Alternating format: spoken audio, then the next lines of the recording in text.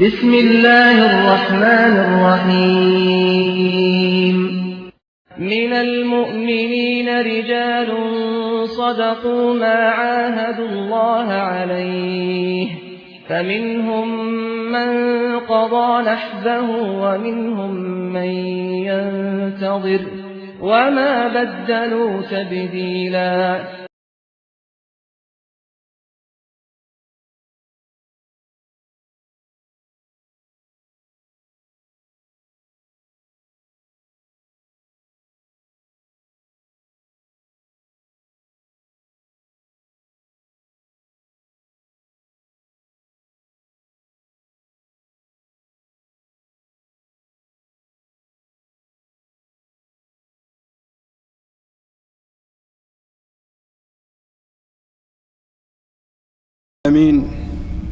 الرحمن الرحيم مالك يوم الدين ونشهد أن لا إله إلا الله ونشهد أن سيدنا ومولانا محمدا عبده ورسوله أرسله إلى الناس كافة بشيرا ونذيرا. أما بعد فإن خير الحديث كتاب الله وخير الهدي هدي محمد صلى الله عليه وسلم وشر الأمور محدثاتها وكل محدثة بدعة وكل بدعة ضلالة وكل ضلالة في النار. أعوذ بالله السميع العليم من الشيطان الرجيم. بسم الله الرحمن الرحيم. من المؤمنين رجال صدقوا ما عاهدوا الله عليه فمنهم من قضى نحبه ومنهم من ينتظر وما بدلوا تبديلا. سبحانك لا علم لنا إلا ما علمتنا إنك أنت العليم الحكيم. رب اشرح لي صدري ويسر لي أمري واحلل عقدة من لساني يفقه قولي واحلل عقدة من لساني يفقه قولي. عزیز ساتھیوں، حاضرین مجلس، السلام علیکم ورحمۃ اللہ وبرکاتہ. اللہ تبارک و تعالی نے جب حضرت آدم علیہ السلام کو اس دنیا میں بھیجا تو انہیں مخاطب کر کے ان کے ساتھ مائی حوا کو مخاطب کر کے اللہ تبارک و تعالی نے قیامت تک آنے والے تمام انسانوں کو ایک وصیت کی ہے. وہ کیا کہ تم لوگ یہاں سے جاؤ، دنیا کو آباد کرو. دیکھو، اگر تمہیں یہ خواہش ہے کہ دوبارہ اس جنت میں آؤ، جیسا کہ حضرت آدم علیہ السلام کو جب جنت سے نکالا جانے لگا تو انہوں نے اللہ تبارک و تعالیٰ سے سوال کیا کہ اے رب، کیا جو تعلیمات، جو عمل، جو حکم مجھے دے کر کے تو بھیج رہا ہے، اگر اس کے اوپر عمل کروں گا تو دوبارہ مجھے تو اس جنت میں داخل کرے گا؟ اللہ تبارک و تعالیٰ نے فرمایا کہ ضرور تو اس جنت میں دوبارہ داخل ہوگا.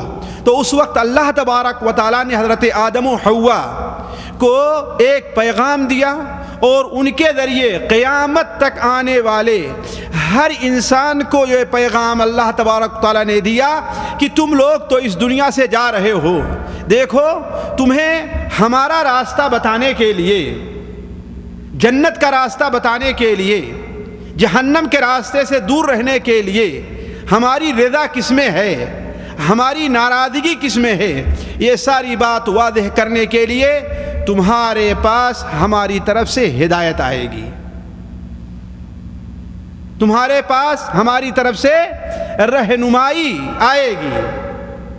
وہ رہنمائی اللہ تبارک و تعالی نے اس دنیا کے اندر اپنے نبیوں، اپنی کتابوں اور نبیوں کی سنتوں کے ذریعے سے اس وصیت کو، اس ہدایت کو اللہ تبارک و تعالی نے جاری کیا.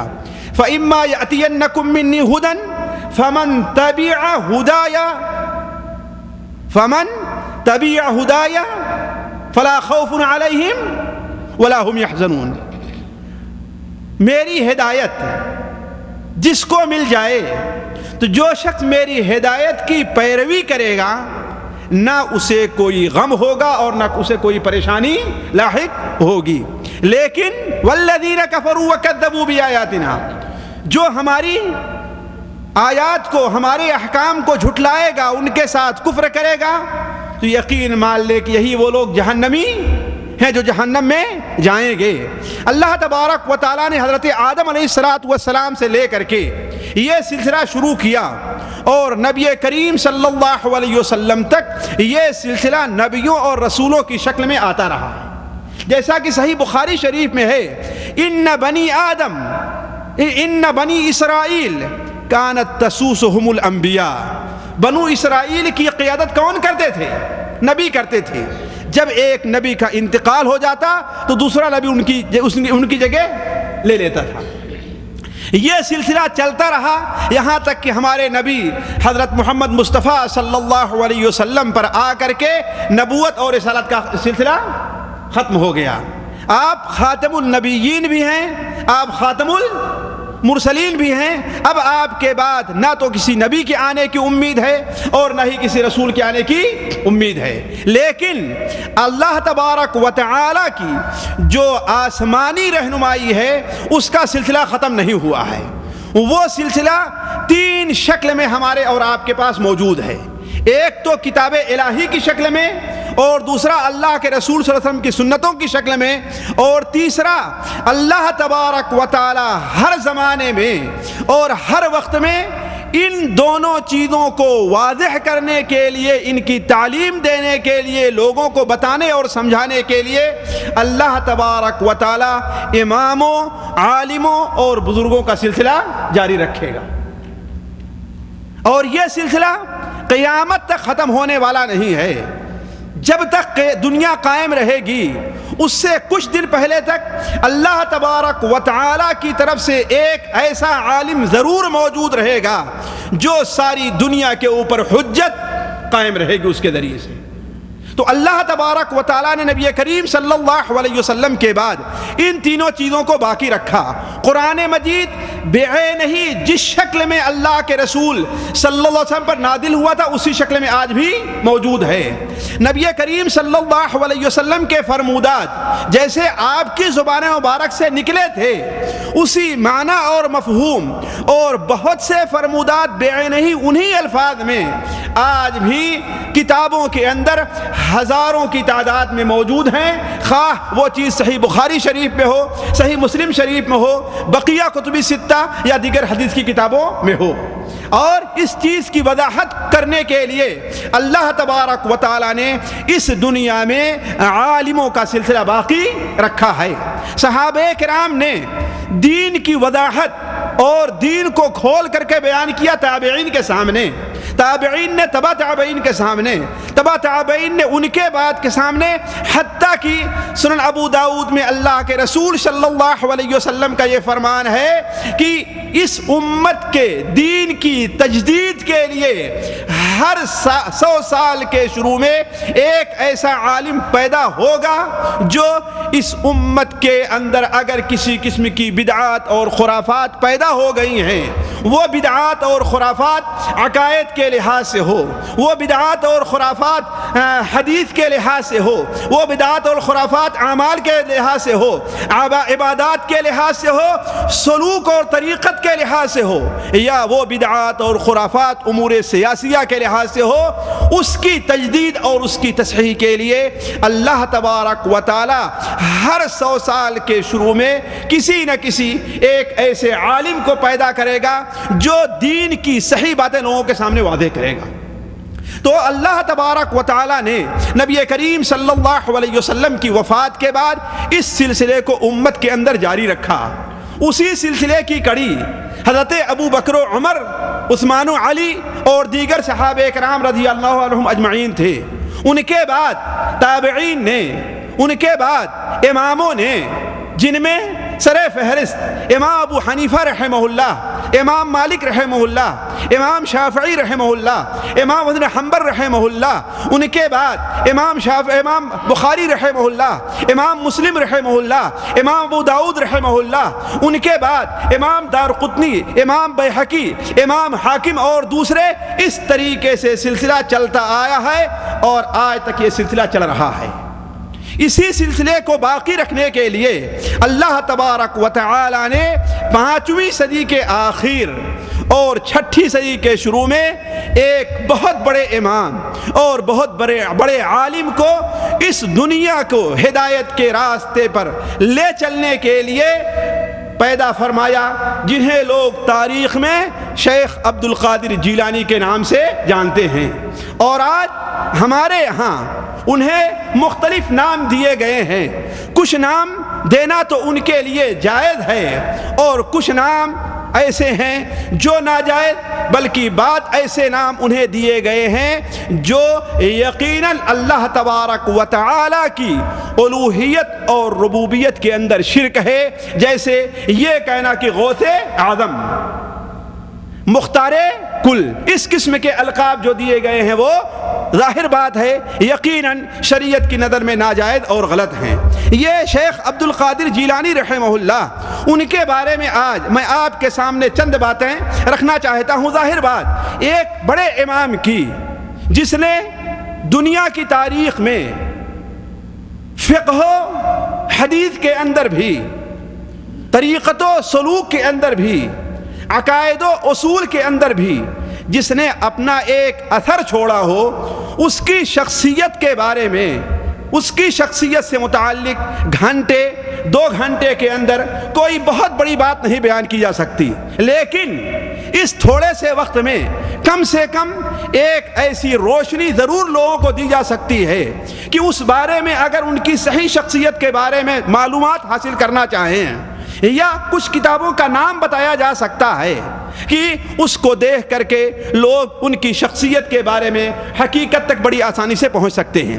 یہ شیخ عبد القادر جیلانی رحمہ اللہ جیلان کے رہنے والے تھے۔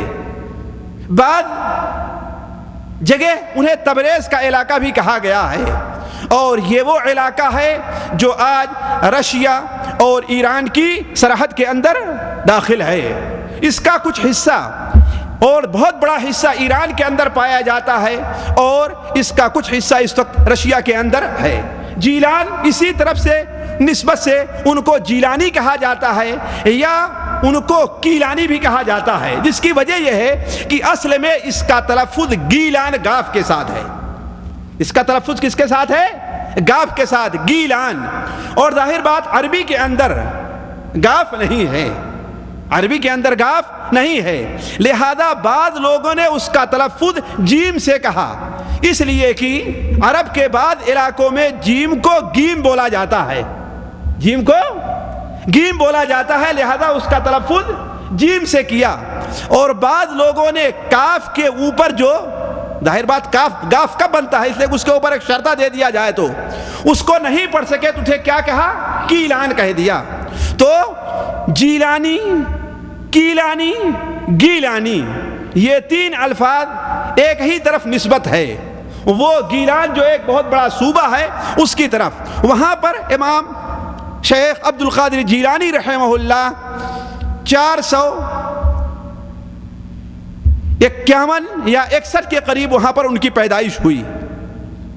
جی 470 71 میں ان کی پیدائش 470 71 میں ہے، اس لیے کہ انہوں نے 488 کے اندر جیلان کو چھوڑ کر کے بغداد کا رخ کیا ہے، اور اس وقت ان کی عمر کتنی تھی؟ 17 سال کی تھی، جیسا کہ وہ خود بیان کرتے ہیں۔ ایک علمی، ایک دینی خاندان کے اندر ان کی پیدائش ہوئی۔ ان کے والد کا نام ابو صالح یا موسیٰ بیان کیا جاتا ہے، جن کا لقب جنگی دوست تھا۔ اور جنگی دوست کا معنی آپ لوگ سمجھتے ہیں کہ جنگی دوست کا معنی کیا ہوتا ہے، یعنی جو جنگ جہاد سے دوستی اور محبت رکھتا ہو، جسے جنگ سے اللہ تعالیٰ کے راستے میں جہاد کرنے سے محبت ہو اور اس کی خواہش ہو، اسی لیے ان کا لقب جنگی دوست رکھا گیا۔ تو جیلان کے اندر وہ 470-71 کے اندر پیدا ہوئے اور ابتدائی تعلیم انہوں نے وہیں پر حاصل کی۔ ان کی زندگی جیلان کے اندر کس طریقے سے گزری، سچ پوچھئے تو جتنی کتابیں ان کی سیرت سے متعلق ہم نے 1-2 نہیں بلکہ دسیوں تاریخ کی کتابیں دیکھا ہوگا معتبر اہل علم کی، لیکن اس بارے میں کوئی واضح بات نہیں بیان کی گئی کہ انہوں نے کس طریقے سے اور کیسے تعلیم حاصل کی۔ البتہ اتنی بات ضرور ہے کہ وہ دین کی ابتدائی تعلیم انہوں نے گیلان کے اندر اپنے علاقے میں حاصل کی۔ اس کے بعد اس وقت مسلمانوں کی سب سے بڑی حکومت جو عباسیہ حکومت تھی، اس کا دارالحکومت بغداد تھا۔ چنانچہ 17 سال کی جب عمر ہوئی تو انہوں نے بغداد کا رخ کیا، اس لیے کہ اس وقت بغداد میں حدیث کے بھی بڑے سے بڑے عالم موجود تھے۔ مسند السراج جو حدیث کی بہت مشہور کتاب ہے، اس کے مؤلف جعفر بن حسین حضرت عبد القادر جیلانی رحمہ اللہ کے استاد ہیں۔ فقہ کے بھی بہت بڑے علماء وہاں پر موجود تھے، خاص طور پر فقہ حنبلی کے علماء ابو سعد المخرمی ہوں، ابو الوفا ابن عقیل ہوں، جو لوگ ہوں اس وقت بغداد کے اندر موجود تھے۔ حتیٰ کہ اس وقت فقہ حنبلی کی جو بہت مشہور کتاب سمجھی جاتی ہے، حتیٰ کہ دنیا کے اسلامی کتابوں میں سے 4 یا 5 کتابیں جو بنیادی حیثیت رکھتی ہیں، اس میں المغنی ہے، وہ بھی شیخ عبد القادر کے ہم عصر بلکہ شیخ عبد القادر جیلانی کے شاگرد تھے۔ تو بغداد اس وقت فقہ کے لحاظ سے ہی بہت بڑا مرکز تھا۔ اسی طریقے سے علم سلوک اور طریقت کا ہی بہت بڑا مرکز، بڑے بڑے عالم پیدا ہوئے ہیں اس میں، خاص طور پر الدباس جس کے خصوصی شاگرد شیخ عبد القادر جیلانی رحمہ اللہ تھے، وہ اس وقت بغداد میں موجود تھے۔ تو عرض کرنے کا مقصد کہ اس وقت بغداد کو ایک مرکز کی حیثیت حاصل تھی، لہذا عبد القادر جیلانی رحمہ اللہ نے جب ہوش سنبھالا اور ان کی عمر تقریباً 17 سال کی ہوئی تو انہوں نے بغداد کا رخ کیا اور بغداد پہنچے۔ بغداد کے اندر انہوں نے فقہ اور اصول فقہ کا علم زیادہ سے زیادہ جو حاصل کیا ہے وہ مشہور حنبلی فقی ابو سعد المخرمی سے حاصل کیا، لیکن حدیث کا علم انہوں نے ابو غالب الباقلانی اور جعفر السراج سے لیا، اور ادب کی مشہور مؤلف، ادب کے مشہور عالم الخطیب التبریزی جنہیں ادب کا ہر طالب علم جانتا ہے، ادب علم نحو اور ادب کا علم انہوں نے ان سے حاصل کیا، اور حماد الدباس جو بہت بڑے صوفی اور بہت بڑے عالم سلوک و طریقت تھے ان سے حاصل کیا۔ یہ اختصار کے ساتھ ان کے بعد اساتذہ کا ذکر ہے، ورنہ ان کے اساتذہ کی فہرست ایک بہت لمبی فہرست ہے جو ہمارے اور آپ کے فائدے کی نہیں ہے۔ البتہ مجھے چند باتیں یہاں پر ان سے متعلق یہ ذکر کرنی ہے کہ آج ان کے بارے میں بہت سے لوگ بہت غلط فہمی کے اندر مبتلا ہیں، اس لیے میں اسی لحاظ سے اپنی بات کو لے کر کے چلتا ہوں۔ مثال کے طور پر میں ایک نظم سن رہا تھا شیخ عبد القادر جیلانی سے متعلق، اس میں کیا کہا گیا کہ بلاد اللہ ملکی تحت حکمی سے ہے یہ ظاہر، بلاد اللہ ملکی تحت حکمی سے ہے یہ ظاہر۔ بلاد اللہ کس کو کہتے ہیں؟ یعنی اللہ کا ملک، یعنی اللہ کی زمین۔ ملکی یعنی میرا ملک ہے، اللہ کی ساری زمین کیا ہے؟ میرا ملک ہے، تحت حکمی میرے قبضے میں ہے۔ بلاد اللہ ملکی تحت حکمی، اللہ تبارک و تعالیٰ کی ساری زمین میرے قبضے میں ہے۔ بلاد اللہ ملکی تحت حکمی سے ہے یہ ظاہر کہ عالم میں ہر ایک شے پر ہے قبضہ غوث اعظم کا، کہ عالم میں ہر ایک شے پر ہے قبضہ، یعنی دنیا کے ہر چیز پر کس کا قبضہ ہے، کس کا تسلط ہے؟ غوث اعظم کا۔ یہ میں سن رہا تھا، اسی لیے میں اسی لحاظ سے ان کی سیرت لے کر کے چلتا ہوں کہ طالب علمی کے زمانے میں بغداد کے اندر انہوں نے تقریباً 30 یا 35 سال تک علم حاصل کیا ہے، کتنا؟ بھلا بتائیے کہ جس کے قبضے میں اللہ تبارک و تعالیٰ کا ملک ہو اسے علم حاصل کرنے کی ضرورت ہے؟ سوچنے کی بات ہے، اسے علم حاصل کرنا ہے۔ گئے ایک وقت میں 70 مریدوں کے یہاں آقا، گئے ایک وقت میں 70 مریدوں کے یہاں آقا، کرشمہ کچھ سمجھ میں آ نہیں سکتا ہے غوث اعظم کا، یعنی ایک وقت میں 70 مریدوں کے ہاں پہنچ گئے، تو جس کی یہ کیفیت ہو وہ علم حاصل کرنے کا محتاج ہو سکتا ہے؟ سوچنے کی بات ہے۔ لیکن نہیں، انہوں نے علم حاصل کیا، اور علم حاصل کرنے کے راستے میں جس طریقے سے دوسرے بہت سے علماء جو اپنی زندگی کو علم کے لیے وقف کر دیے ہیں، بلکہ میں آج سنا رہا تھا، وہ میرے پاس کہیں فوٹو کاپی اس کی رکھی ہوگی، کہ شیخ عبد القادر جیلانی رحمہ اللہ نے اپنے ایک شاگرد کو وصیت کی کہ اگر تمہیں علم حاصل کرنا ہے اور عالم بننا ہے تو تمہیں کوے کی طریقے سے بھور میں اٹھنا سیکھنا ہوگا، اور اونٹ کے طریقے سے بھاری بوجھ اٹھانا برداشت کرنا سیکھنا ہوگا، اور سور کے طریقے سے تمہیں لالچ پیدا کرنی ہوگی، اور کتے کے طریقے سے تمہیں چاپلوس بننا ہوگا۔ جی کہا یہ کیوں؟ کہا اس لیے کہ کوہ روزی حاصل کرنے کے لیے صبح بھور میں سویرے اٹھ جاتا ہے، سورج نکلنے سے پہلے پہلے، اس کے بعد کبھی کوے کو آپ ایک جگہ بیٹھا اور سوتے نہیں دیکھیں گے، وہ روزی حاصل کرنے کے لیے۔ لہذا طالب علم کو فجر سے جی پہلے اٹھ جانا چاہیے۔ طالب علم اور ایک داعی کی یہ سیرت نہیں ہے کہ وہ فجر تک سوتا رہا یا فجر کے بعد سوئے۔ اسی لیے مجھے اچھی طریقے سے معلوم ہے کہ ہم لوگوں کو مدرسے میں فجر کے بعد سونے سے منع کیا جاتا تھا، اور یہ ہمارے بڑے بھائی ہیں کتنا ہمیں منع کرتے تھے اور مارتے بھی تھے فجر کے بعد سونے پر، کہ ایک طالب علم فجر کے بعد سوتا نہیں ہے۔ اور مجھے اچھی طریقے سے یاد ہے، یہ میری عادت نہیں رہی، بلکہ سعودیہ میں آنے کے بعد بھی تقریباً 2 سال یا اس سے زیادہ فجر کے بعد میں سوتا نہیں تھا۔ فجر کے بعد میں کتاب لے کر کے بیٹھ گیا، اس لیے کچھ لکھنا ہے کچھ پڑھنا ہے، یہ اپنا کام شروع کر دیتے تھے۔ تو طالب علم کے لیے پہلی چیز یہ ہونا چاہیے کہ وہ خوب جلدی اور بھور میں اٹھے۔ دوسری چیز کیا ہونی چاہیے کہ اس کے اندر برداشت کا مادہ ہو، جس طریقے سے اونٹ کے اوپر چاہے آپ جتنا بوجھ لا دیں وہ اٹھاتا جائے گا، جتنی اس کے اندر طاقت ہے وہ منع نہیں کرے گا۔ اسی لیے آپ کو جتنی مصیبت جتنی پریشانی برداشت کرنی پڑے آپ علم کے لیے برداشت کیجئے۔ تیسری چیز یہ ہے کہ سور کے طریقے سے حریص ہونا اور لالچی ہونا چاہیے۔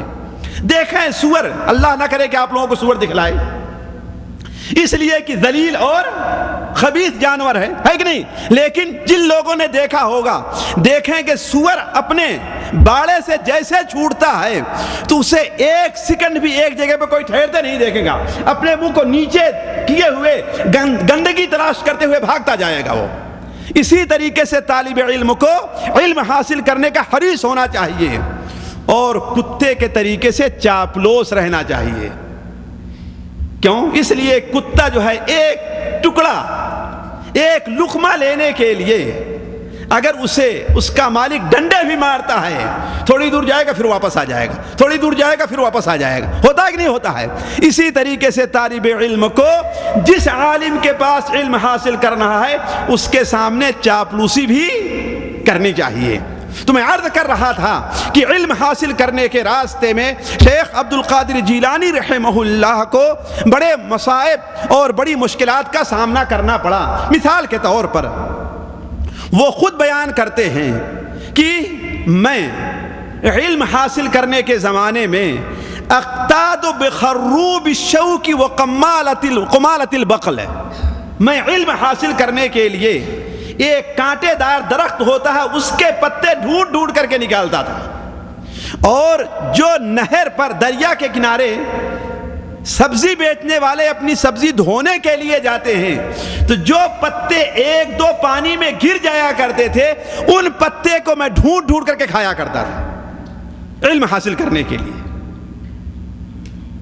اتنی مشکل اور پریشانی. بلکہ ایک بار وہ بیان کرتے ہیں کہ میں نکل گیا ایک بار بھوک کتاب نہ لا کر کے, بہت پریشان, اتنی بھوک پیاس لگی کہ بھوک کتاب نہ لا کر کے میں صحرا کے اندر نکل گیا. میں آپ لوگوں سے بالکل واضح بات کہہ دوں کہ میں کوئی بات صرف سنی سنائی نہیں کہتا. جو بات میں کہہ رہا ہوں وہ تاریخ کے حوالے سے, مثال کے طور پر یہ جو بات ہم نے کہا ہے امام ذہبی رحمہ اللہ اپنی کتاب سیر اعلام النبلاء میں نقل کرتے ہیں, اور امام ابن رجب رحمہ اللہ اپنی کتاب ذیل طبقات حنابلہ میں نقل کرتے ہیں. اور یہ دونوں مرآت الزمان جو شاید ابن النجار کے اس کے حوالے سے نقل کرتے ہیں. تو جو بات بھی میں شیخ عبد القادر جیلانی رحمہ اللہ متعلق کہوں گا وہ بات کوئی بھی چیز بغیر تاریخ کے حوالے کے نہیں ہوگی. اگر کوئی حوالہ ہم سے رہ جائے تو الگ بات ہے, البتہ کوئی بات بغیر حوالے کے نہیں ہوگی. وہ کہتے ہیں کہ ایک بار میں نکل گیا, بھوک سخت لگی ہوئی ہے, پیاس سخت لگی ہوئی ہے, مجھے کوئی چیز کھانے کو نہیں مل رہی ہے. اچانک میں کیا دیکھتا ہوں کہ اللہ کی طرف سے اللہ تبارک و تعالیٰ جس سے مستقبل میں کوئی کام لینا چاہتا ہے اس کی مدد کرتا ہے اور اس کے لیے راستے ہموار کر دیا کرتا ہے. اللہ کے رسول صلی اللہ علیہ وسلم کے لیے جس طریقے سے, تمام اہل علم کے لیے اسی طریقے سے وہ بیان کرتے ہیں کہ میں دیکھ رہا تھا کہ کوئی شخص کی آواز آ رہی لیکن میں اسے دیکھ نہیں رہا ہوں. آواز آتی ہے کہ وہ کہہ رہا ہے کہ یا میرے خیال میں آ رہا ہے کہ جا کر قرض لے لو. تو میں سوچتا ہوں میں قرض کہاں سے لوں گا؟ تو وہ آواز کہتی ہے جاؤ قرض لے لو, اس کا پورا کرنا میرا کام ہے. چنانچہ وہ کہتے ہیں کہ میں ایک بقالے پر گیا. آپ لوگ جانتے ہیں بقالہ کس کو کہتے ہیں, پرانا نام, کوئی نیا نام نہیں ہے. اور بقالہ جو بیچنے والے ہوتے ہیں اس کو عربی میں بقالی کہتے ہیں. اس کو عربی میں بقالی یعنی بقالے پر بیچنے والا. اس کے پاس میں گیا اور کہا کہ دیکھو بھائی, ایک شرط پر میں تم سے کچھ چیز لینا چاہتا ہوں. کہا وہ شرط کیا ہے؟ کہ اگر میرے پاس کچھ آ گیا میں تم کو دے دوں گا, اور اگر میرا انتقال ہو گیا, میں مر گیا, تو تم مجھے معاف کر دینا. اس نے کہا کہ ایک طالب علم ہے کہ نہیں, علم حاصل کرنے والا اللہ کا بندہ ہے. اس کے آنکھ سے آنسو آ گئے اور کہا کہ تم اتنے پریشان کیوں ہو, لے جاؤ, جو تمہارے پاس ہوگا تو دے دینا. کہا میں اس سے تقریباً سال بھر لے کر کے کھاتا رہا, لیکن آہستہ آہستہ مجھے شرم آنے لگی کہ میں کیا کروں, میں بڑا پریشان ہوں, بہت پریشان ہوا. اچانک ایک دن میں خواب دیکھتا ہوں کہ جاؤ فلاں جگہ جو تکا, اس کے لیے تکا کا لفظ ہے, تکا کے معنی ایک چبوترا کے بھی ہوتا ہے اور بالکل صحرا میں میدان کو بھی کہا کرتے ہیں, کہ جاؤ وہاں پر تمہیں جو چیز ملے لے لو. کہا وہاں پر گیا تو مجھے ایک سونے کا ٹکڑا ملا اور لا کر کے اس بقال جو تھا اس کو ہم نے وہ پیسہ ادا کر دیا. بلکہ بہت دلچسپ واقعہ امام ذہبی رحمہ اللہ نے اس سلسلے میں اور چند واقعات نقل کیے ہیں. میں ان کو ذکر کر کے موضوع کو لمبا کرنا نہیں چاہتا. عرض کرنے کا مقصد یہ ہے کہ علم حاصل کرنے کے سلسلے میں انہیں بڑی تکلیف اور بڑی پریشانی اٹھانی پڑی. بلکہ ایک دیکھیے کس طریقے سے انہیں تکلیف اٹھائی ہے, وہ خود بیان کرتے ہیں. ایک بار جمعہ کے دن تھا, میں حماد الدباس جو صوفی تھے ان کے پاس علم سلوک حاصل کرنے کے لیے گیا. تو وہ مجھے بہت تنگ کیا کرتے تھے, بہت تنگ کرتے تھے, اور کہتے تھے تو فقیہ ہے نا, عالم, تو یہاں کس لیے آیا ہوا ہے, جا بھاگ جا, ہمارے پاس تیرے لیے کچھ نہیں ہے. چنانچہ کہا ایک بار جمعہ کا دن تھا, میں نکلا, سردی کا موسم تھا, میں اونی ایک جبہ پہنے ہوا تھا. کیا نکلتا ہوں تو دیکھتا ہوں کہ سامنے وہ کھڑے ہیں اور کہتے ہیں تو کیا کرنے آ رہا ہے یہاں پر, جا جا جا فلاں جو مولوی صاحب ہے نا حدیث پڑھانے والے ان کے پاس جا, میرے پاس تجھے کیا ملے گا. اس لیے کہ دباس, حماد دباس کے بارے میں آتا ہے کانا امیین, وہ امی ان پڑھ تھے, وہ ان پڑھ تھے. اسی لیے صوفیہ کا عام طور پر یہ ہے کہ صوفی لوگ جو ہوتے ہیں وہ علم حاصل نہیں کرتے. کہا کہ اچانک مجھے دھکا دیا اور پانی کا ایک حوض تھا, میں اس میں جا کر کے گر گیا. میرے پاس جو کاغذات تھے اسے ہم نے اٹھا لیا تاکہ وہ نہ بھیگنے پائیں, البتہ میرا جبہ جو ہے وہ بھیگ گیا. ہم نے نیت کیا کر لی کہ چلو آج جمعہ کا دن ہے, ہمارا جمعہ کا غسل ہو گیا. نیت ہم نے کیا کر لی کہ چلو جمعہ کا دن ہے, یہ جمعہ کیا غسل کے قائم مقام ہو گیا. کہا پھر اس کے بعد مجھے بڑی سردی لگ رہی تھی, جبے کو نچوڑا, کچھ بھی ہو تو سردی کا موسم ہے, بغداد میں ویسے ہی سردی پڑتی ہے, آپ لوگ جانتے ہیں, ہے کہ نہیں, بڑی سردی تھی, کسی بھی طریقے سے ان کے پاس گیا. تو جب ان کے شاگردوں نے دیکھا کہ وہ ہم کو جھڑکتے ہیں تو ان کے شاگرد بھی مجھے جھڑکنے لگے کہ تو یہاں کیا کرنے آیا ہے. اور کبھی کبھی لطیفہ چھوڑا کرتے تھے, کہتے تھے آج کھانے کے لیے فالودہ اور فالودج ہم لوگوں کو ملا ہے, تم بچھڑ گئے نا, تمہیں نہیں ملا. اس لیے جانتے تھے طالب علم ہے, فقیر ہے, ان لوگوں کے پاس تو کچھ رہتا نہیں, جو کچھ بھی دوسروں کی طرف سے آ جائے وہ انہیں مل جایا کرتا تھا. کہا اس طریقے سے میں ان کی تکلیفیں برداشت کرتا رہا. ایک دن جب انہوں نے دیکھا کہ مجھے ان کے شاگرد بہت تنگ کرتے ہیں تو انہوں نے کہا کہ اے کلاب, اے کتو, اسے تنگ نہ کرو, یہ تم میں سب سے افضل ہے. میں اسے اس لیے تنگ کرتا ہوں کہ اس کو آزمانا چاہتا ہوں, یہ تو عزم کا اور ہمت کا پہاڑ نکل رہا ہے. اور بات دوسری طرف نہ جائے, میں آپ سے عرض کروں کہ یہ بات عام طور پر جو تصوف کے راستے میں رہا کرتے ہیں ان کے اندر یہ غلطی خرابی ضرور پائی جاتی ہے. کیا؟ بد زبانی. ورنہ کسی کو کتے کہنا یہ اللہ کے رسول کی سیرت تھی؟ بتائیے. اللہ کے اور کوئی آدمی علم حاصل کرنے آئے اسے ایسے پریشان کیا جائے؟ جی, اللہ کے رسول صلی اللہ علیہ وسلم کی حدیث سنن ابن ماجہ وغیرہ میں ہے, آپ لوگوں نے پڑھا ہوگا کہ حضرت ابو سعید خدری بیان فرماتے ہیں کہ اللہ کے رسول صلی اللہ علیہ وسلم نے ہمیں وصیت کی. کس بات کی؟ کہ جو تمہارے پاس علم حاصل کرنے آئیں, حدیث سیکھنے آئیں, ان کے ساتھ بھلائی اور خیر سے پیش آنا ہے کہ نہیں. اسی لیے حضرت ابو ذر اور ابو سعید خدری, ابو دردہ, اگر کوئی حدیث کا طالب علم آتا تو کیا کہتے؟ مرحبا بوصیت رسول اللہ. پڑھا ہے نا آپ نے, مرحبا بوصیت رسول اللہ صلی اللہ علیہ وسلم. اور اپنے شاگردوں کو کتے کہنا, حمار کہنا, یہ اللہ کے رسول کی سنت ہے؟ اللہ کے رسول کے بارے میں کیا ہے کہ ما کانا فاحشا ولا متفحشا, ہے کہ نہیں. نہ آپ بد زبان تھے, نہ بد زبانی آپ کرتے تھے. تو اعلیٰ کل حال میں عرض کر رہا تھا کہ حضرت اب شیخ عبد القادر جیلانی رحمہ اللہ کو علم حاصل کرنے کے راستے میں بڑے مصائب کا سامنا کرنا پڑا, اور علم حاصل کرتے رہے تقریباً کتنے دنوں تک؟ جیسا کہ ہم نے آپ لوگوں کو بتایا 35 سال تک علم حاصل کیا ہے. ہمارے یہاں 7 سال تک لوگ پڑھ لے تو کیا بن جاتے ہیں؟ مولانا بن جاتے ہیں. اس سے بڑھ کر کے علامہ بن جاتے ہیں.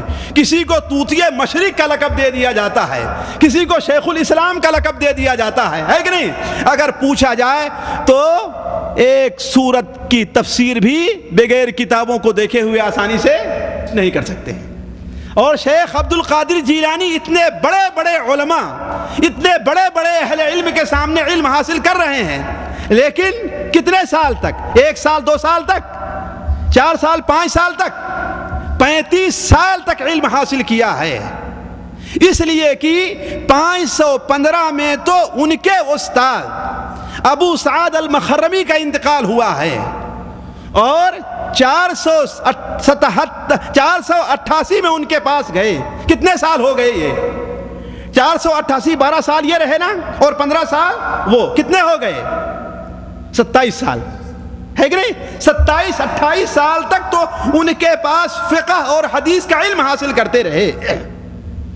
تو عرض کرنے کا مقصد یہ ہے کہ 35 سال تک علم حاصل کرتے رہے تو 521 کے اندر بلکہ علم حاصل کرنے پہنچ گئے تو ان کے اندر خیال پیدا ہوا کس بات کا کہ اب نکل چلتے ہیں صحرا کے اندر. جس طریقے سے صوفیوں لوگوں کا رہتا ہے کہ صحرا کے اندر نکل جائیں, میدان میں نکل جائیں, جنگلوں میں جا کر کے رہیں, لوگوں کے اندر نہ رہیں. اور اس کی وجہ کیا ہے؟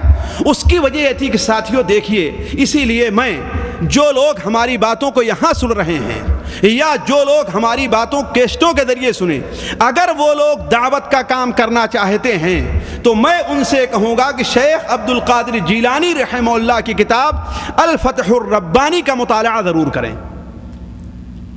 اس لیے کہ الفتح الربانی کے اندر شیخ نے رحمہ اللہ نے انسان کس طریقے سے اپنے دل کا تزکیہ کرے, نفاق کو, غیر اللہ کے خوف کو, غیر اللہ سے امید کو, غیر اللہ سے کسی بھی قسم کے اوپر غیر اللہ پر اعتماد کرنے کو کس طریقے سے ختم کرے, اس چیز کے لیے یہ کتاب میں سمجھتا ہوں کہ اکسیر کی حیثیت رکھتی ہے. اس لیے کہ بغداد کی جو صورتحال اس وقت تھی, اس وقت ساری دنیا کی جو صورتحال ہے اس سے مختلف نہیں ہے. کیوں؟ اس لیے کہ اسلامی حکومت بہت کمزور پڑ گئی تھی. اسلامی حکومت بہت کمزور پڑ گئی تھی. لوگوں کے اندر مادہ پرستی بڑھتی جا رہی تھی. جس کے لیے لوگ یا تو تجارت کا پیشہ اپناتے تھے یا جو عمرہ رہا کرتے تھے، مالدار لوگ رہا کرتے تھے، ان کے دروازے پر جانا چاہتے تھے. اور ظاہر بات ہے دین کی اصل تبلیغ کے لیے یہ دونوں چیزیں کیا ہیں؟ بڑی ہی خطرناک ہیں. اس لیے کہ دین میں اگر دل میں اگر مال کی محبت پیدا ہو گئی، دل میں اگر کسی امیر کی، کسی بادشاہ کی، کسی حاکم کی، کسی مالدار سے اگر امید پیدا ہو گئی تو کوئی بھی شخص کھل کر کے دین کی بات صحیح نہیں کر سکتا. مجھے یاد آیا کہ آپ کے ہاں قصور ہے نا پاکستان میں، محی الدین قصوری جو ہیں رحمہ اللہ، ان کے والد عبد القادر قصوری، وہ اس وقت سعودیہ میں آئے جس وقت ملک عبدالعزیز رحمہ اللہ کا دور تھا. کیا؟ ملک عبدالعزیز رحمہ اللہ. ملک عبدالعزیز رحمہ اللہ سے ان کی ملاقات ہوئی اور ملک عبدالعزیز رحمہ اللہ کی یہ خوبی رہی ہے اور ویسے بھی ساتھیوں بغیر کسی جھجک کے میں اور اللہ تبارک و تعالیٰ کو سامنے رکھ کر کے یہ بات کہتا ہوں کہ آل سعود کے اندر دینی جذبہ ہمیشہ سے رہا ہے اور بڑی خیر اور بڑی خوبی رہی ہے. اسی لیے ملک عبدالعزیز رحمہ اللہ کی خواہش یہ ہوتی تھی کہ دنیا کے جتنے بڑے بڑے سمجھدار اور اہل علم لوگ ہوں انہیں اپنے یہاں بلا لیا جائے، کوئی ہمارا مشیر بن جائے، کوئی حرمین شریفین میں بیٹھے اور دین کی تبلیغ کرے. تو شیخ عبد القادر قصوری رحمہ اللہ سے جب ملاقات ہوئی اور بات کیا تو شیخ عبد القادر قصوری رحمہ اللہ کے بارے میں انہوں نے کہا کہ آپ ایسا کیجئے کہ ہمارے یہاں چلے آئیے پاکستان چھوڑ کر کے. لیکن شیخ عبد القادر قصوری رحمہ اللہ، مولانا عبد القادر قصوری، وہ راضی نہیں ہو اور جب واپس جا کر کے اپنی مجلس میں بیان کیا تو ان کے لڑکے، ہمارے خیال سے محی الدین اگر ہم سے بھول نہیں ہو رہی ہے تو بیرسٹر تھے، انہوں نے کہا کہ ابا جان بڑی اچھی بات ہے، اب اس کو قبول کر لینا چاہیے تھا. انہوں نے کہا کہ بیٹا ایسا کرو. اس وقت کچھ مبلغ انہوں نے ایک متعین کی کہ اتنے 1000 روپے تم مجھے دینے کے لیے تیار ہو جاؤ، ہر مہینے تم یہاں جانے کے لیے تیار ہو. کہا یہ کیوں؟ کہا اس لیے کہ اگر میں ان سے وظیفہ لیا تو اس کا مطلب یہ ہے کہ میں یہ دیکھوں گا کہ ان کی رائے کس طرف ہے، اسی کے مطابق انہیں مشورہ دوں گا، میں انہیں کے مطابق مشورہ دوں گا. اور اگر میں صحیح بات اس کے لیے بتاؤں تو اس کے لیے ضروری ہے کہ میں اپنے اوپر اعتماد کروں، یا ان کی رائے تھی رحمہ اللہ کی. علی کل حال کہنے کا مطلب یہ ہے کہ اگر کوئی آدمی صحیح طور پر دین کی تبلیغ، تو یا تو یہ ہے کہ وہ اس قسم کے بڑے لوگوں سے دور رہا کرے اور اپنے اوپر اعتماد کرے. تو بغداد کی یہ صورتحال تھی جس میں شیخ عبد القادر رحمہ اللہ موجود تھے. تو شیخ عبد القادر رحمہ اللہ نے یہ صورتحال دیکھی تو انہوں نے سوچا کہ ہم یہاں سے نکل جاتے ہیں کہیں صحرا اور جنگل میں رہ کر کے. کہا لیکن ایک بار میں جا رہا تھا تو غیب سے آواز آتی ہے کہ تم بغداد چھوڑ کر کے نہ جاؤ، بغداد چھوڑ کر کے نہ جاؤ. ہم نے کہا کہ مجھے اپنے دین کا خطرہ ہے. کہا تمہیں دین کا خطرہ نہیں بلکہ بغداد کو تمہاری ضرورت ہے، بغداد کو تمہاری ضرورت ہے. امام ذہبی رحمہ اللہ اور امام ابن رجب رحمہ اللہ وغیرہ نے یہ بات اپنی تاریخ کے اندر نقل کی ہے. اور کہا اس کے بعد میں واپس آ گیا، اور واپس آ گئے تو ان کے استاد ابو سعد المخرمی نے ایک مدرسہ بنایا تھا 521 ہجری میں. شیخ عبد القادر جیلانی رحمہ اللہ اسی مدرسے کے اندر بیٹھ گئے. حدیث کا بھی درس دیتے تھے، فقہ کا بھی درس دیتے تھے، عقیدے کا بھی درس دیتے تھے، اور باطنی لوگوں کی اصلاح بھی، یعنی اعمال قلوب جو ہوا کرتے ہیں اس کا بھی درس دیا کرتے تھے.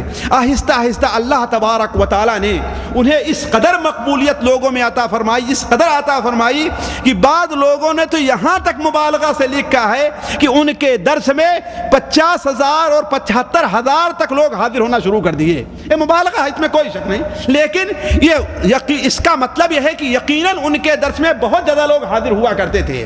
حتیٰ کہ وہ مدرسہ چھوٹا پڑ گیا، جو مدرسہ بنوائے تھے چھوٹا پڑ گیا. اس مدرسے کی وسعت کی بات آئی تو لوگ بڑھ چڑھ کر کے حصہ لینے لگے. اس وقت ایک بڑا دلچسپ اور ہنسنے والا واقعہ پیش آیا.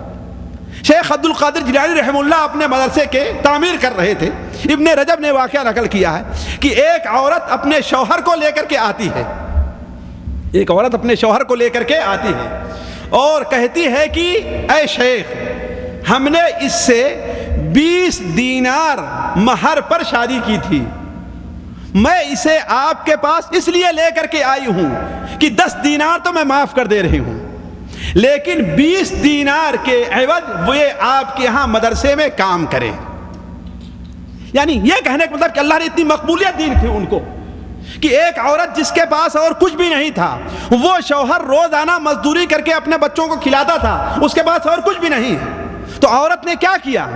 اس لیے کہ بعض لوگ ہوتے ہیں اللہ تبارک و تعالیٰ انہیں بڑی مقبولیت دیتا ہے، اور خصوصاً بعض لوگ ہوتے ہیں انہیں عورتوں میں خصوصی مقبولیت حاصل ہوتی ہے. واللہ میں جانتا ہوں اور میں یہ سمجھتا ہوں کہ یہ ان کے باطل اور ان کے دل کی پاکی کی دلیل ہے کہ اللہ تبارک و تعالی عورتوں میں انہیں مقبولیت عطا فرماتا ہے.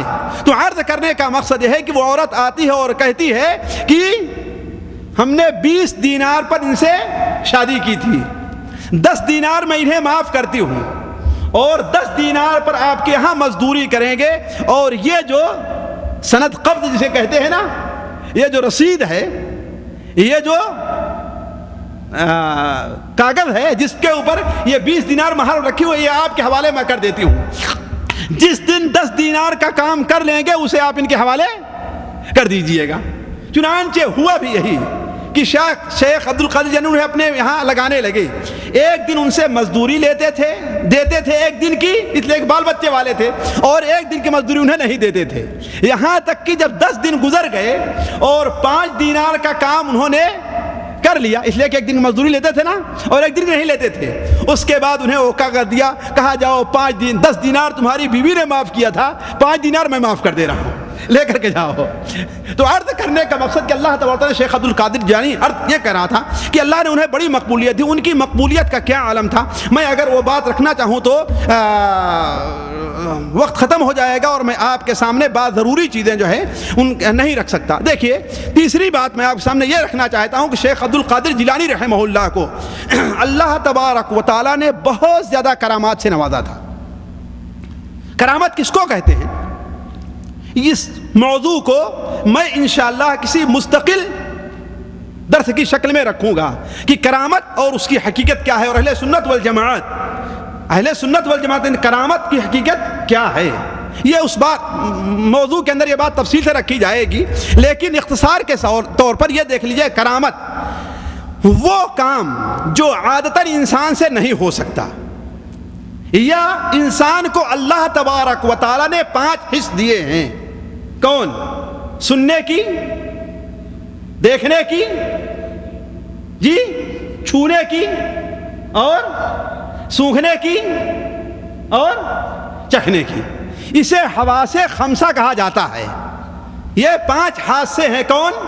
سننے کی، دیکھنے کی، چکھنے کی، سونگھنے کی، اور چھونے کی، ہے نا.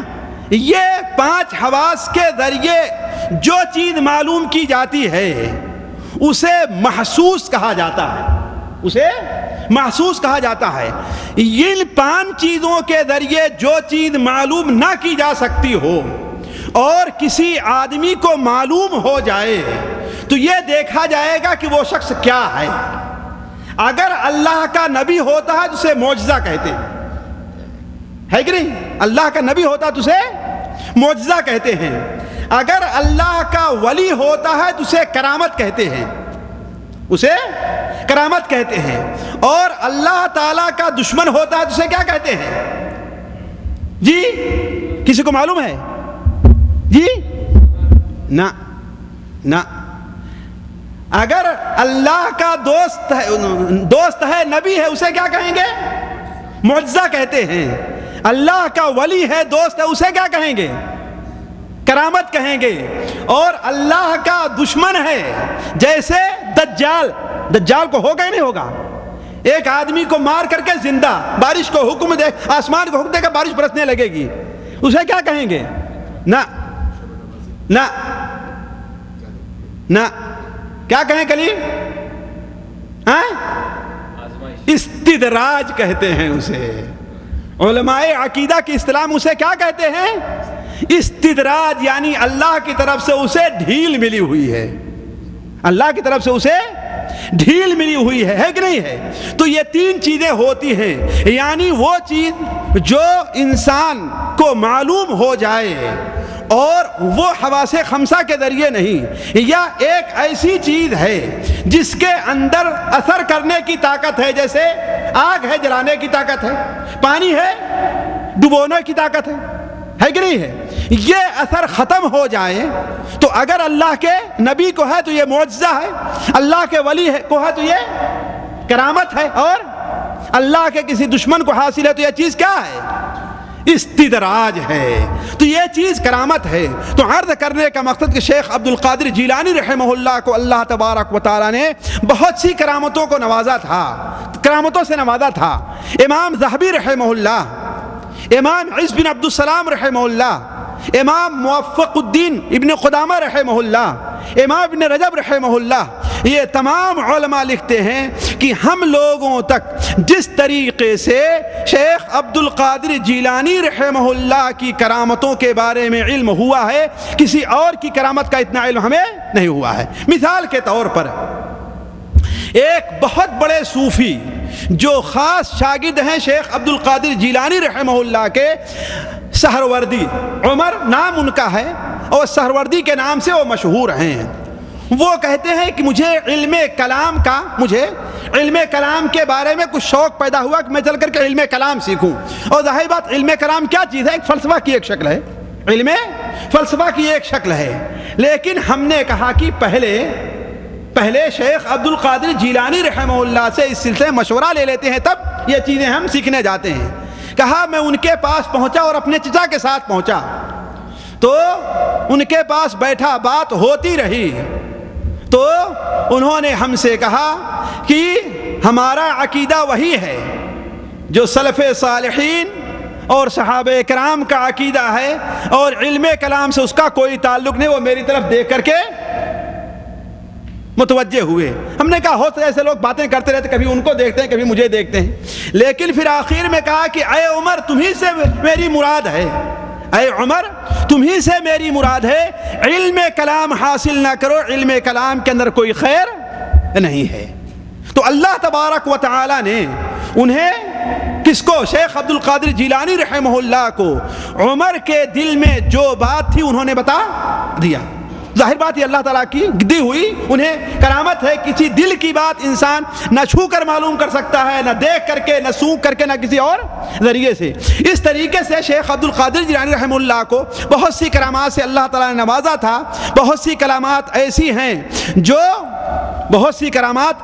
ہیں جو قابل قبول ہیں، اور بہت سی کرامات ایسی ہیں جو علماء کہتے ہیں، خصوصاً امام ذہبی رحمہ اللہ نے سیر اعلام النبلاء کے اندر نقل کیا ہے، ابن رجب حنبلی رحمہ اللہ ذیل طبقات حنابلہ میں نقل کیا ہے کہ بہت سی ایسی کرامات ہیں جو ان کی طرف جھوٹ منسوب کی گئی ہیں، وہ صحیح نہیں ہیں، وہ صحیح نہیں ہیں۔ اس لیے میں اب آگے چلتا ہوں کہ آیا کہ کرامات سے تو اللہ نے انہیں اتنا نوازا تھا، لیکن پہلی بات یہ، کیا کسی سے اندر کرامات کے پائے جانا کا معنی یہ ہے کہ ان سے کوئی غلطی نہیں ہو سکتی؟ یہ کیا ہے؟ جس طریقے سے آج عبد القادر جیلانی رحمہ اللہ کے بارے میں بہت سے لوگوں نے یہ تصور رکھ لیا ہے کہ وہ غلطیوں سے بالکل مبرہ تھے، غلطیوں سے بالکل مبرہ تھے، حالانکہ جو لوگ یہ بات کہتے ہیں، بات پہلے میں کہہ دوں، وہ لوگ نہ تو عقیدہ میں شیخ عبد القادر جیلانی رحمہ اللہ کے عقیدے پر ہیں، نہ ہی ان کی نماز شیخ عبد القادر جیلانی رحمہ اللہ کی نماز کے طریقے سے ہے، اور نہ ہی ان کا مذہب شیخ عبد القادر جیلانی رحمہ اللہ کے مذہب کے طریقے سے۔ مثال کے طور پر شیخ عبد القادر جیلانی رحمہ اللہ کی ایک کتاب الغنیہ ہے، غنیۃ الطالبین، غنیۃ الطالبین اردو میں ہی موجود ہے، اور آدمی اسے اٹھا کر کے دیکھ سکتا ہے۔ وہ یہ کہتے ہیں کہ نماز انسان جب پڑھنے کھڑا ہو تو دل میں نیت کرے، زبان سے کچھ بھی نہ کہے۔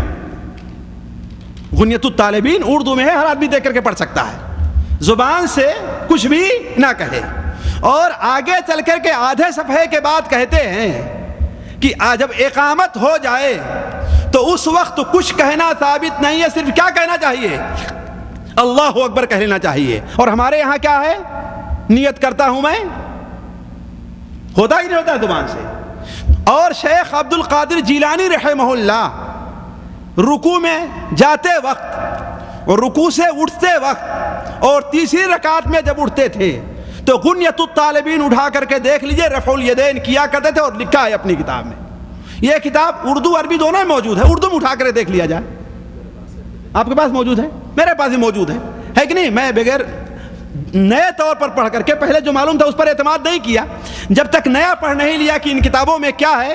اس وقت میں یہاں بیٹھا نہیں ہوں، پڑھا ہے ہم نے، اٹھا کر کے دیکھ لے. تو عرض کرنے کا مقصد ہے کہ بہت سے لوگ جو شیخ عبد القادر جیلانی رحمہ اللہ کو آج اللہ تبارک و تعالیٰ کا مقام دے دیے ہیں، ان کے بارے میں اس طریقے سے لوگوں نے غلو سے کام لیا ہے. شیخ عبد القادر جیلانی رحمہ اللہ کی وہ حیثیت نہیں تھی. ہم انہیں دنیا کا ایک امام مانتے ہیں، ایک بہت بڑا عالم مانتے ہیں، فقہ حنبلی کے ایک بہت بڑے مصنف مانتے ہیں، لیکن انہیں اللہ تبارک و تعالیٰ کے نبی یا اللہ تعالیٰ تک مقام نہیں دیتے. تو عرض کرنے کا مقصد یہ ہے کہ یہ بات ذہن میں رہنی چاہیے ہمیشہ کہ شیخ عبد القادر جیلانی رحمہ اللہ اگر اتنی کرامات کے حامل تھے، بہت سی کرامات ان سے صادر ہوئی جو صحیح طور پر ثابت ہیں، اس پر ہمارا ایمان ہے. کیوں؟ اس لیے کہ امام طحاوی رحمہ اللہ اپنی کتاب شرح عقائد طحاویہ میں لکھتے ہیں کہ ولیوں کی کرامت پر ایمان لانا اہل سنت و جماعت کا عقیدہ ہے، اس لیے ہم ولیوں کی کرامت کے اوپر ایمان لے آتے ہیں. لیکن وہی میں آپ سے کہہ رہا تھا، تو کیا شیخ عبد القادر جیلانی رحمہ اللہ کے بارے میں کہا جائے کہ ان سے غلطی نہیں ہوتی؟ نہیں. ہمارے جو علماء رہے ہیں، جن کے ہم متبع ہیں علماء کے، مثال کے طور پر عام طور پر تاریخ کتاب امام ابن رجب کی پڑھی جاتی ہے، امام ذہبی کی پڑھی جاتی ہے، اور تفسیر ابن کثیر کے مؤلف امام ابن کثیر کی پڑھی جاتی ہے. ان تینوں کا حوالہ مجھے اچھی طریقے سے یاد ہے.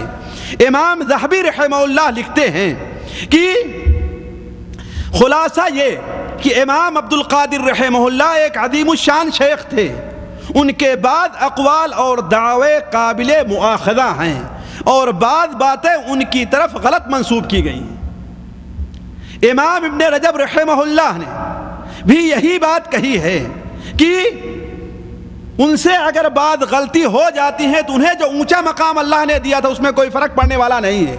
اس لیے کہتے ابو بکر رضی اللہ عنہ ان سے بہت بڑے ولی تھے، ہے کہ نہیں؟ لیکن ان سے بھی غلطیاں ہوئی. امام ابن کثیر رحمہ اللہ نے ایک لمبی، ہمارے پاس یہاں بھی اس کی فوٹو کاپی موجود ہے، اس میں لمبی بحث لکھتے ہیں کہ ان کے اندر بہت زیادہ زور تھا، ان کی بہت زیادہ کرامتیں اور کشوف ہیں، ان کے شاگردوں اور ماننے والوں نے ان کے بارے میں بہت کچھ کہا ہے، ان کے کشف اور حالات سے متعلق بہت سی ایسی باتیں کہتے ہیں جو مبالغے پر مبنی ہیں. انہوں نے غنیۃ الطالبین اور فتوح الغیب کتاب تالیف فرمائی ہے، جن میں بہت سی ایسی باتیں ہیں جس میں ان میں بہت سی ایسی اچھی باتیں بھی ہیں اور بہت سی موضوع اور ضعیف حدیثیں بھی ذکر کی گئی ہیں. اب دیکھیے ہم آخری بات طرف آتے ہیں، وہ یہ ہے کہ شیخ عبد القادر جیلانی رحمہ اللہ کی تعلیم کیا تھی، اور انہی کے کتابوں کے حوالے سے اپنی طرف سے کوئی بات نہیں، انہی کے کتابوں کے حوالے سے اپنی طرف سے کوئی بات نہیں. اور یہ بڑی اہم بات ہے جس کے اوپر غور کرنا چاہیے. دیکھیے شیخ عبد القادر جیلانی رحمہ اللہ کے بارے میں ایک بات اور سن لیں. دیکھیے ان کے بارے میں مسلمانوں کے اندر 3 موقف ہے. ایک وہ لوگ ہیں جو شیخ عبد القادر جیلانی کو پیر یا عالم مانتے ہی نہیں بلکہ ان کی تردید کرتے ہیں، نعوذ باللہ من ذالک. ہم ان سے برات کا اظہار کرتے ہیں. اگرچہ امام ابن جوزی رحمہ اللہ نے ان کی تردید میں ایک مستقل کتاب بھی لکھی ہے، لیکن ہم مانتے ہیں کہ نہیں، بہت بڑے عالم تھے. کچھ لوگوں نے ان کے بارے میں اس قدر غلو کیا کہ انہیں غوث کہہ دیا، ان سے مرادیں مانگنے لگے، انہیں خدائی کے مرتبے پر پہنچا دیا. انہیں جیسا کہ ایک بہت بڑا مشہور شعر ہے کہ میری بگڑی بنا دینا، نہیں وہ تو معین الدین اجمیری کے بارے میں ہے نا، لیکن شیخ عبد القادر جیلانی رحمہ اللہ کے بارے میں ہے کہ نہیں، بہت سی ایسی مبالغہ آمیز باتیں کہی جاتی ہیں. تیسری وہ راہ ہے جو اعتدال کی راہ ہے. اعتدال یعنی درمیانی راہ ہے. یعنی کیا مطلب؟ انہیں امت محمدیہ کا ایک بہت بڑا عالم تسلیم کیا جائے، انہیں ظاہری علوم کا اور باطنی علوم کا ایک بہت بڑا عالم مانا جائے، اور ان کی کرامات کا اعتراف کیا جائے، البتہ ان کے اندر کوئی ایسی طاقت نہ سمجھی جائے جو عام انسانوں سے پرے ہٹ کر کے ہوا کرتی ہے۔ البتہ ان کی تعلیم پہلی ہے، دیکھیے 3 چیزیں میں ان کی تعلیم سے متعلق ذکر کرتا ہوں۔ پہلی چیز یہ ہے کہ وہ توحید کے بہت بڑے داعی تھے، توحید کے بہت بڑے داعی تھے۔ توحید کس کو کہتے ہیں ساتھیوں؟ اللہ تبارک و تعالیٰ کو اس کی الوہیت میں، اس کی ربوبیت میں اور اس کے اسماء اور صفات میں کیا سمجھنا؟ ایک سمجھنا، یعنی دنیا کی تدبیر کرنے میں اس کا کوئی شریک نہیں ہے، لوگوں کو پیدا کرنے میں، بیٹا دینے میں، بیٹی دینے میں کوئی اور شریک نہیں ہے، وہ اکیلا ہے۔ یہ توحید ربوبیت ہے۔ توحید الوہیت کیا ہے؟ ہر قسم کی عبادت، ظاہری عبادت ہے یا باطنی عبادت ہے، مال کی عبادت ہے یا جسم کی عبادت ہے، جو بھی بات ہے کس کے لیے ہونی چاہیے؟ اللہ تعالیٰ کے لیے۔ اور اسماء اور صفات کی توحید، یعنی اللہ تبارک و تعالیٰ کی جو صفتیں ہیں، دور اور نزدیک ہر بات سننا، ظاہر اور پوشیدہ ہر بات کا جاننا، یہ کس کی صفت ہے؟ اللہ تعالیٰ کی۔ شیخ عبد القادر جیلانی رحمہ اللہ کی مکمل طور پر اس بارے میں یہی عقیدہ رہا ہے کہ ان تمام باتوں میں اللہ کا کوئی شریک، اللہ اکیلے ہے۔ مثال کے طور پر اگر کتابوں سے ان کی مثال دینا شروع کروں تو بڑا وقت ہو جائے گا، لیکن چند مثال لیجئے۔ دیکھیے ایک جگہ وہ اپنی کتاب الفتح الربانی کے صفحہ 88 کے اوپر لکھتے ہیں کہ لیس بید احد من الخلق شیء الکل عجز الملک والممالک والسلاطین والاغنیاء والفقراء كلهم اسراء قدر اللہ قلوبهم بیدہ یقلبہ کیف یشاء لیس کمثلہ شیء وهو السمیع البصیر۔ ترجمہ کیا ہوا ساتھیو؟ کہ کسی مخلوق کے ہاتھ میں کوئی چیز نہیں ہے، تمام کے تمام اللہ تعالیٰ کے سامنے بالکل عاجز ہیں، وہ بادشاہ ہیں یا رعایا ہیں، وہ حاکم ہیں یا مالدار ہیں، فقیر ہیں، جو کچھ بھی ہیں، ہر ایک اللہ تبارک و تعالیٰ کی تقدیر کے سامنے کیا ہے؟ مجبور ہے۔ ہر ایک کا دل اللہ تبارک و تعالیٰ کے ہاتھوں میں ہے۔ یہ بات یہیں سے ذہن میں رکھ لینا چاہیے کہ بات جو ان کا حضرت امام عبد القادر جیلانی رحمہ اللہ کی ان کے اوپر لاکھوں لاکھوں رحمتیں ہوں، اللہ تعالیٰ انہیں بڑے اونچے مقام پر فائز کرے، اللہ تعالیٰ قیامت میں انہیں بڑا اونچا مقام عطا فرمائے۔ ان کے بارے میں جو یہ عقیدہ ایک رکھا تھا بعض کتابوں میں ہے کہ تمام مخلوق، وہ کہتے ہیں کہ تمام مخلوق کا دل ہمارے ہاتھوں میں ہے، جس کو چاہوں میں دین کی طرف پھیر دوں اور جس کو چاہوں اپنی طرف پھیر دوں۔ نعوذ باللہ من ذالک۔ وہ خود کیا کہہ رہے ہیں؟ قلوبہم بیدہ، تمام لوگوں کا دل کس کے ہاتھ میں ہے؟ اللہ تعالیٰ کے ہاتھ میں ہے۔ جیسے سنن ابو داؤد بلکہ صحیح مسلم شریف کی حدیث ہے کہ اللہ کے رسول کیا بیان فرماتے ہیں کہ تمام مخلوقات کا دل اللہ تبارک و تعالیٰ کی 2 انگلیوں کے درمیان میں ہے، جیسے چاہتا ہے ویسے الٹ پھیر کرتا رہتا ہے۔ اسی لیے ساتھیوں ہم دیکھتے ہیں کہ ہم میں سے ایک شخص ہے، کبھی کبھار اس کا دل نماز کے لیے بہت تڑپتا رہتا ہے، 1 ہفتہ 2 ہفتہ 1 مہینے 2 مہینے، اور جہاں کچھ دن گزر جاتے ہیں پھر مسجد طرف آنا نہیں چاہتا۔ اسی لیے آپ نے کیا دعا سکھائی ہے؟ اللہم مصرف القلوب صرف قلوبنا علی طاعتک، اے اللہ تعالیٰ جو دلوں کو پھیرنے والا ہے، ہمارے دل کو اپنی عبادت طرف پھیر دے۔ ہے کہ نہیں ہے؟ تو شیخ عبد القادر جیلانی رحمہ اللہ نے کیا کہا؟ مخلوق کے ہاتھ میں کچھ بھی نہیں ہے، یعنی ساری توحید، یہی تو توحید ہے نا کہ ہر چیز پر قدرت کس کو حاصل ہے؟ اللہ تبارک تعالیٰ کو۔ ایک اور جگہ لکھتے ہیں فتح الربانی ہی کے اندر کہ اے قوم کے لوگوں، شریعت کی اتباع کرو، شریعت کی اتباع کرو، بدعتیں ایجاد نہ کرو، شریعت کے مخالف چلو، اس کی مخالفت نہ کرو، اللہ اور اس کے رسول کی اطاعت کرو، مخالفت نہ کرو، اپنے اندر اخلاص پیدا کرو، ریا و نمود پیدا کر کے شرک نہ کرو، حق تعالیٰ کی توحید بیان کرو، اس کے دروازے سے نہ بھاگو، اسی سے مانگو، اس کے علاوہ اور کسی سے نہ مانگو۔ یہ فتح الربانی صفحہ 191 اور 192 کے اندر یہ چیز موجود ہے. کیا کہا؟ اسی سے مانگو، اس کے علاوہ کسی اور سے نہ مانگو، اسی سے مدد طلب کرو، اس کے علاوہ کسی سے مدد نہ مانگو، اسی پر توکل اور بھروسہ کرو اور کسی پر توکل اور بھروسہ نہ کرو. اگر اسی فتح الربانی سے شیخ کے اگر میں کلام نقل کرتے جاؤں، جو کچھ ہم نے فوٹو کر کے رکھا ہے، تو آج کی مجلس اسی میں ختم ہو جائے، لیکن عقل مند کے لیے اشارہ کافی ہے. اسی طریقے سے شرک کے بہت بڑی مخالفت کرتے تھے. کون؟ شیخ عبد القادر جیلانی رحمہ اللہ. ساتھیو، شرک کیا ہے؟ بہت سے لوگ توحید اور شرک کو سمجھنے میں غلطی کرتے ہیں. یہ بات سمجھ لیجئے، اللہ تعالیٰ کی ذات میں، اللہ تعالیٰ کی صفات میں، اللہ تبارک و تعالیٰ کے کام میں، اللہ تعالیٰ کے حقوق میں کسی کو شریک کرنے کا نام کیا ہے؟ شرک ہے. جی کیا ہے قاری صاحب؟ اللہ تعالیٰ کی ذات میں، اللہ تعالیٰ کی صفات میں، اللہ تعالیٰ کے کاموں میں، اللہ تبارک و تعالیٰ کے حقوق میں. اللہ کے حقوق کیا ہیں؟ کہ صرف اسی کی عبادت یا کسی اور کی عبادت نہ کی جائے. اللہ کے کام کیا ہیں؟ تدبیر کرنا ہے. اللہ کی صفات کیا ہیں؟ بہت ساری صفاتیں اللہ کی ہیں، انہی میں دل کے بھیدوں کا جاننا کس کا کام ہے؟ اللہ کا. دور نزدیک کی جاننا کس کا کام ہے؟ لیکن بعض لوگ ابھی کہیں گے آیا شیخ عبد القادر جیلانی رحمہ اللہ نے عمر السہروردی کے دل کی بات بتلا دی کہ نہیں بتلا دی؟ جی بتائی نا. تو دل کے بھید جاننے والے ہوئے کہ نہیں ہوئے؟ جی ہوئے. آخر اعتراض کریں گے کہ نہیں کریں گے آپ؟ بالکل کریں گے نا. تو کیا جواب اس کا ہے؟ جی میں دوں؟ ساتھیوں، اس میں کوئی شک نہیں ہے. جیسے کہ ہم نے کہا نبی کو کرامت میں، نبی کو معجزہ ملتا ہے اور ولی کو کرامت ملتی ہے. اللہ تبارک و تعالی جب چاہتا ہے، جس وقت چاہتا ہے اور جتنا چاہتا ہے، اپنے نبی کو غیب کی باتیں بتا دیتا ہے جسے ہم معجزہ کہتے ہیں، ہے کہ نہیں ہے؟ اور اپنے ولی کو بعد غیب کی باتوں پر مطلع کرتا ہے جسے ہم کیا کہتے ہیں؟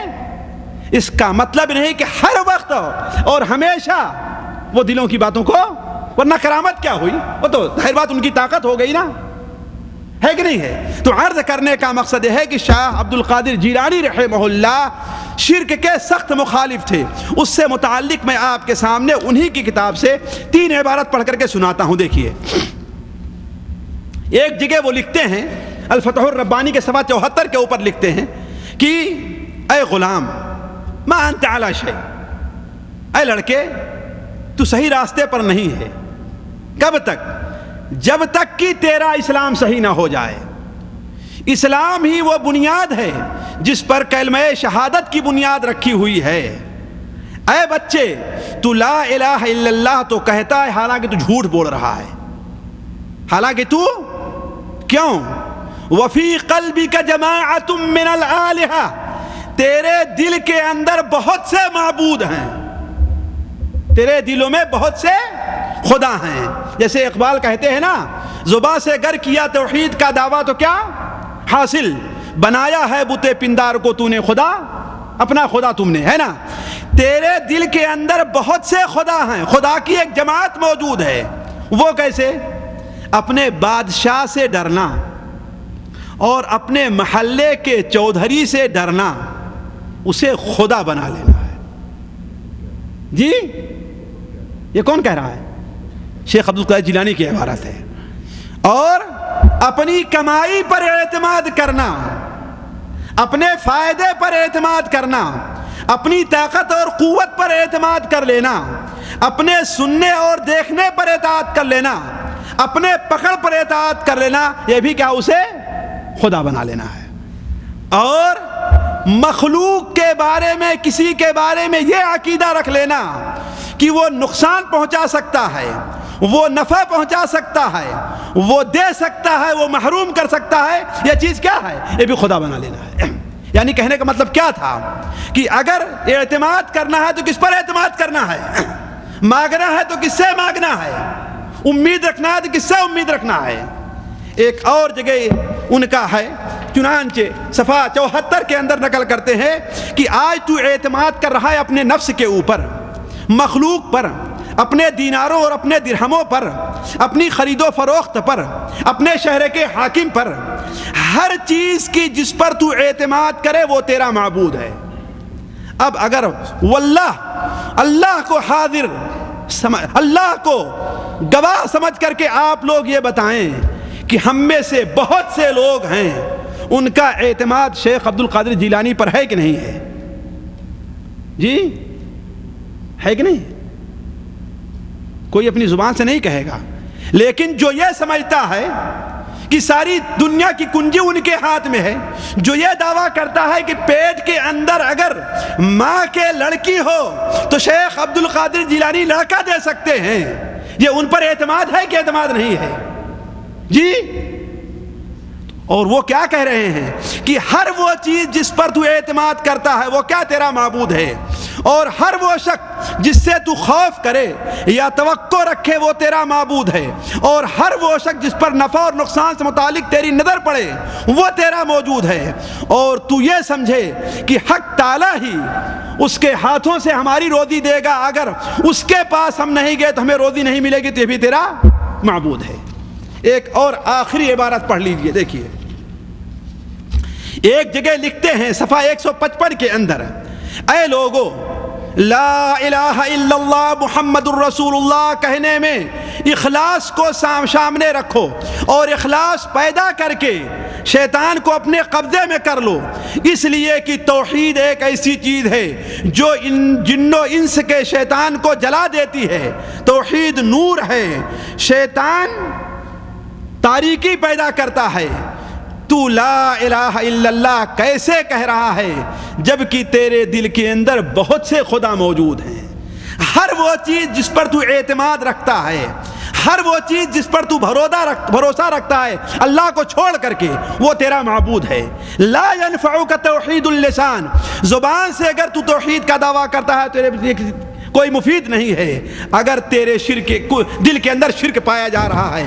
تو عرض کرنے کا مقصد یہ ہے کہ شیخ عبد القادر جیلانی رحمہ اللہ اس قسم کے ان کی دعوت کیا تھی؟ توحید تھی اور شرک سے مخالفت تھی۔ اسی طریقے سے ایک ان کی دعوت تھی توحید، کتاب و سنت کے اوپر عمل کرنا۔ کتاب و سنت کے اوپر عمل کے لیے اپنی کتاب توحید الفتح الربانی کے اندر انہوں نے جگہ جگہ، ایک دو جگہ نہیں، متعدد جگہ اس بات کی لوگوں کو دعوت دی ہے، بلکہ ایک شخص کو مخاطب کرتے ہوئے کہا اگر تو ایک ہاتھ میں اللہ کی کتاب کو نہیں رکھتا اور دوسرے ہاتھ میں سنت رسول کو نہیں رکھتا تو کبھی بھی ہدایت کے راستے پر نہیں آ سکتا۔ ایک بزرگ ان کے پاس آئے اور کہتے ہیں کہ حدیث پڑھنے سے کیا فائدہ ہے، اپنے دل میں لے کر کے آئے، قرآن پڑھنے سے کیا فائدہ ہے، ایک کسی گوشے میں بیٹھ کر کے اللہ اللہ کرو۔ انہوں نے کہا کہ اے اللہ کے بندے، اے بیٹے، اگر تمہیں کسی گوشے میں بیٹھ کر کے اللہ کی عبادت کرنی ہے تو پہلے علم حاصل کرو۔ اگر علم حاصل نہیں کرتے تو اس کا مطلب یہ ہے کہ تم اڑنا چاہ رہے ہو اور ابھی تمہیں پر نہیں آئے ہیں، اور ظاہر بات جب پر نہیں آئے گا، اڑنا چاہے گا تو گر جائے گا، نہیں گرے گا۔ کہنے کا مطلب کیا ہے؟ اگر تم علم حاصل کرنے سے پہلے کیا ہو گئے، گوشہ نشینی عبادت کرنے لگے تو تمہارا حشر کیا ہوگا؟ گمراہی کا ہوگا، اور تمہاری وہی کیفیت پیش آئے گی جو شیخ عبد القادر جیلانی رحمہ اللہ نے اپنے بارے میں لکھا ہے۔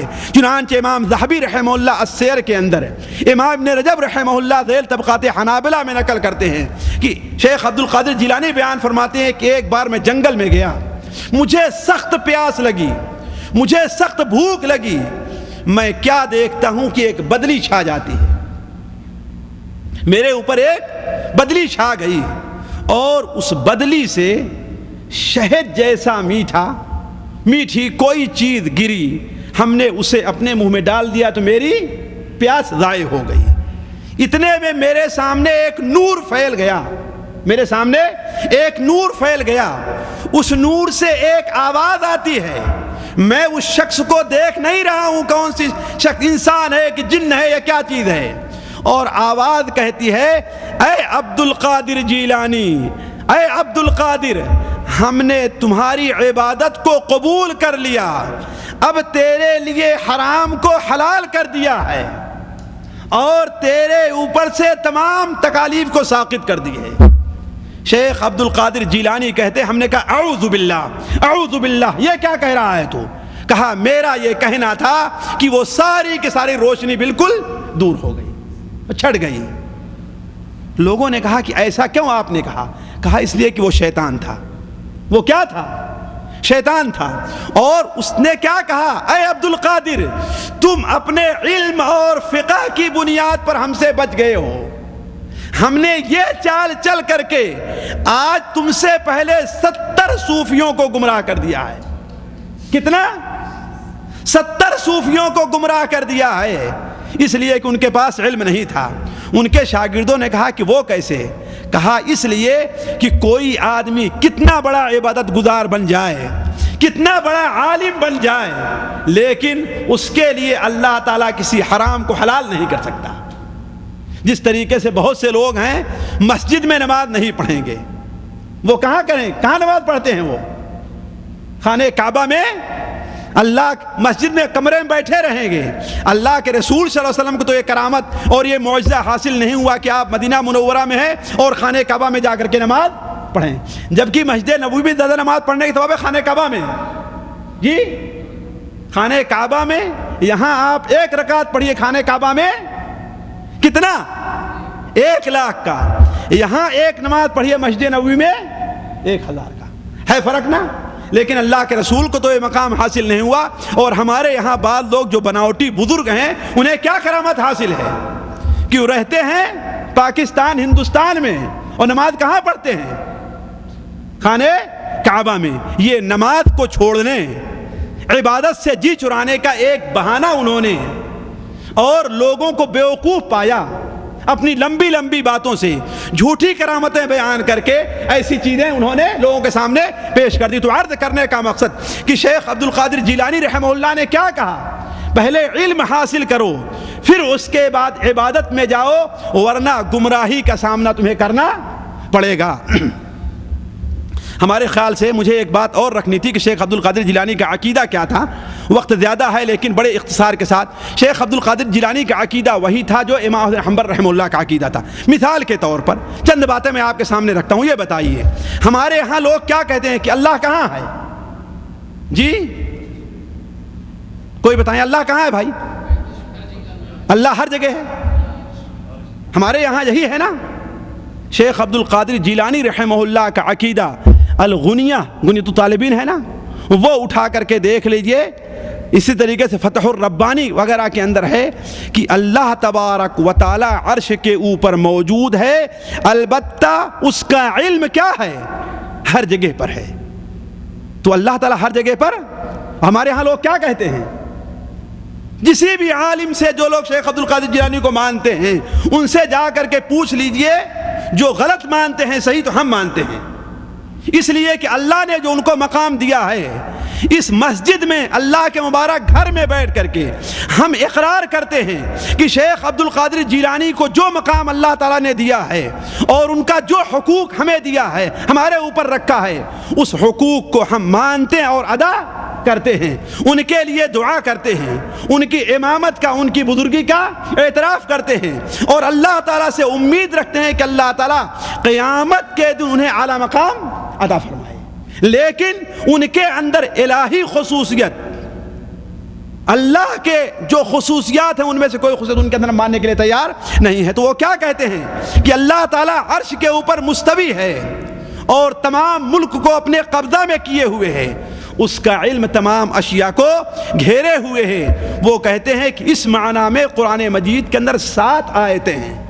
اور آج ابھی ہم نے مغرب کے بعد کس بعد کا شمار کیا تو صحیح 7 آیتیں قرآن مجید میں ہے جس کے اندر ہے کہ اللہ تعالیٰ عرش کے اوپر مستوی ہے. اور ہمارے ہاں کیا کہتے ہیں کہ اللہ تعالیٰ ہر جگہ موجود ہے. دوسری چیز، اللہ تبارک و تعالی نے شیخ عبد القادر جیلانی رحمہ اللہ کو اہل سنت والجماعت کے عقیدے پر رکھا تھا، ان میں سے ایک عقیدہ یہ بھی ہے کہ اللہ تعالیٰ کی جو صفات ہیں ہم ان کو اسی طریقے سے مانیں، اس کی تعویل نہ کریں۔ مثال کے طور پر آپ لوگ آزما لیجئے گا، اہل حدیث جو لوگ اپنے کو کہتے ہیں ان سے ہٹ کر کے دوسرے لوگ ہیں، ان سے جا کر کے پوچھئے کہ اللہ تبارک و تعالیٰ کے ہاتھ ہے، وہ کہیں کہ اللہ تعالیٰ کا ہاتھ نہیں ہے۔ قرآن مجید میں جو کہا گیا ہے کہ اللہ تعالیٰ کا ہاتھ، اس سے مراد کیا لیتے ہیں؟ اللہ تعالیٰ کی قدرت مراد لیتے ہیں یا نعمت مراد لیتے ہیں؟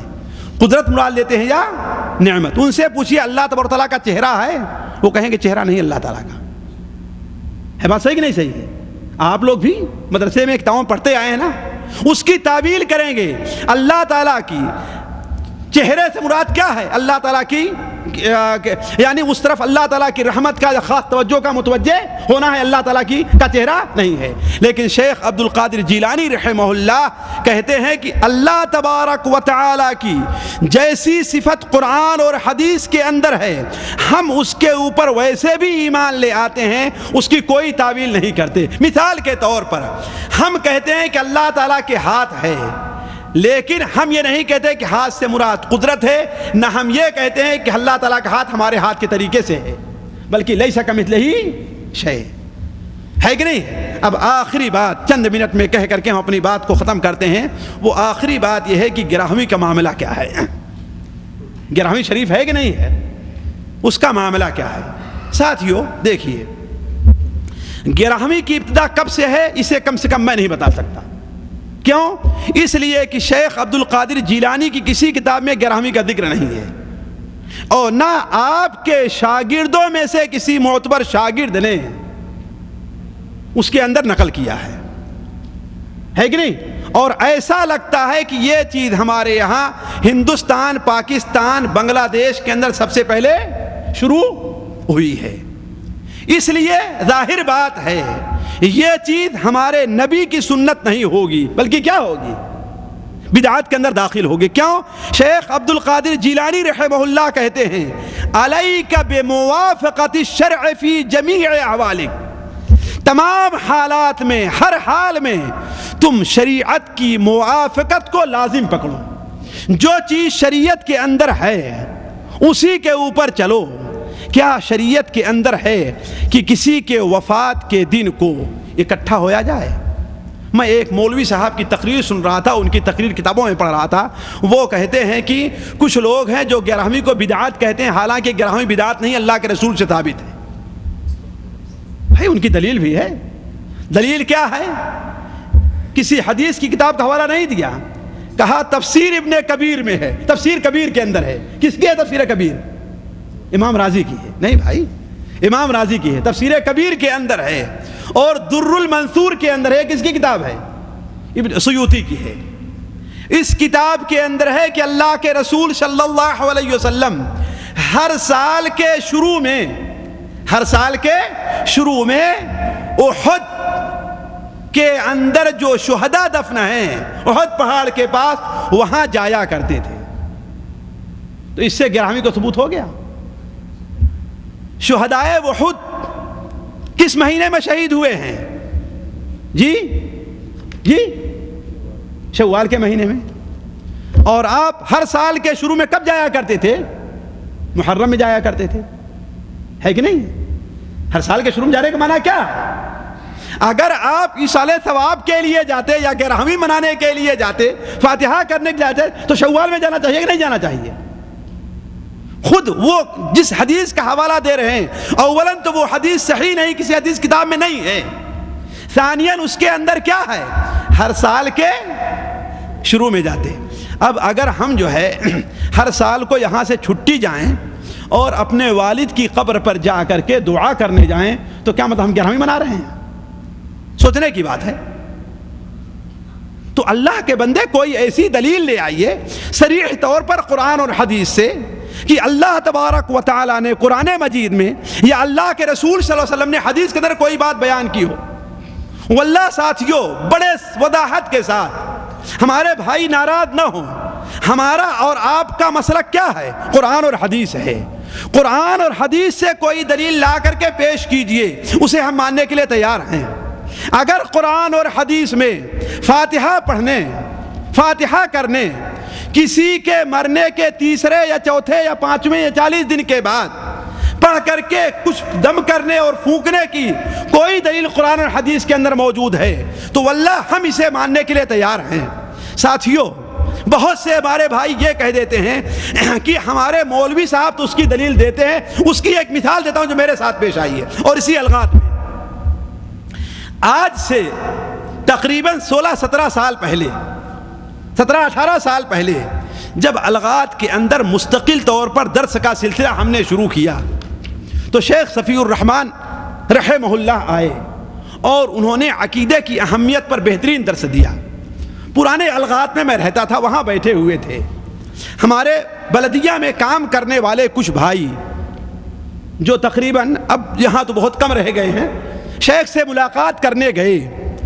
ان میں سے ایک صاحب جن کا نام میں لینا نہیں چاہتا، نام نہیں لینا چاہتا، وہ بھی اس مجلس میں حاضر تھے اور کہا، سوال کیا کہ اے شیخ، کیا جو فاتحہ کیا جاتا ہے اس کی کوئی دلیل ہے؟ شیخ نے کہا کہ فاتحہ کی کوئی دلیل قرآن اور حدیث کے اندر موجود نہیں ہے۔ چونکہ شیخ کا معاملہ تھا، علمیت تھی، لوگ خاموش ہو گئے۔ ان میں سے ایک بھائی کو چند ہی دن کے بعد پاکستان چھٹی جانا تھا، وہ چھٹی گئے اور وہاں اپنے مولوی صاحب سے پوچھ کر کے آئے، اور چھٹی سے آنے کے بعد میرے پاس آتے ہیں، اگر اس کے اندر کوئی بات غلط ہے تو اللہ تعالی ہمارا مواخذہ قیامت کے دن کرے گا، آپ لوگ گواہ رہے ہیں، اور اگر نہیں تو میں کہوں گا آپ لوگ خود تلاش کرنا شروع کریں۔ شیخ عبد القادر جیلانی رحمہ اللہ نے اس کے لیے ایک بہترین نسخہ بتایا ہے، میں آپ کے سامنے رکھتا ہوں وہ نسخہ، دین بات آ گئی ہے الفتح الربانی کے اندر۔ جی نہیں الفتح نہیں، ان کو بتاتا ہوں، پہلے نسخہ بتا دوں تو حق تک پہنچنے کا۔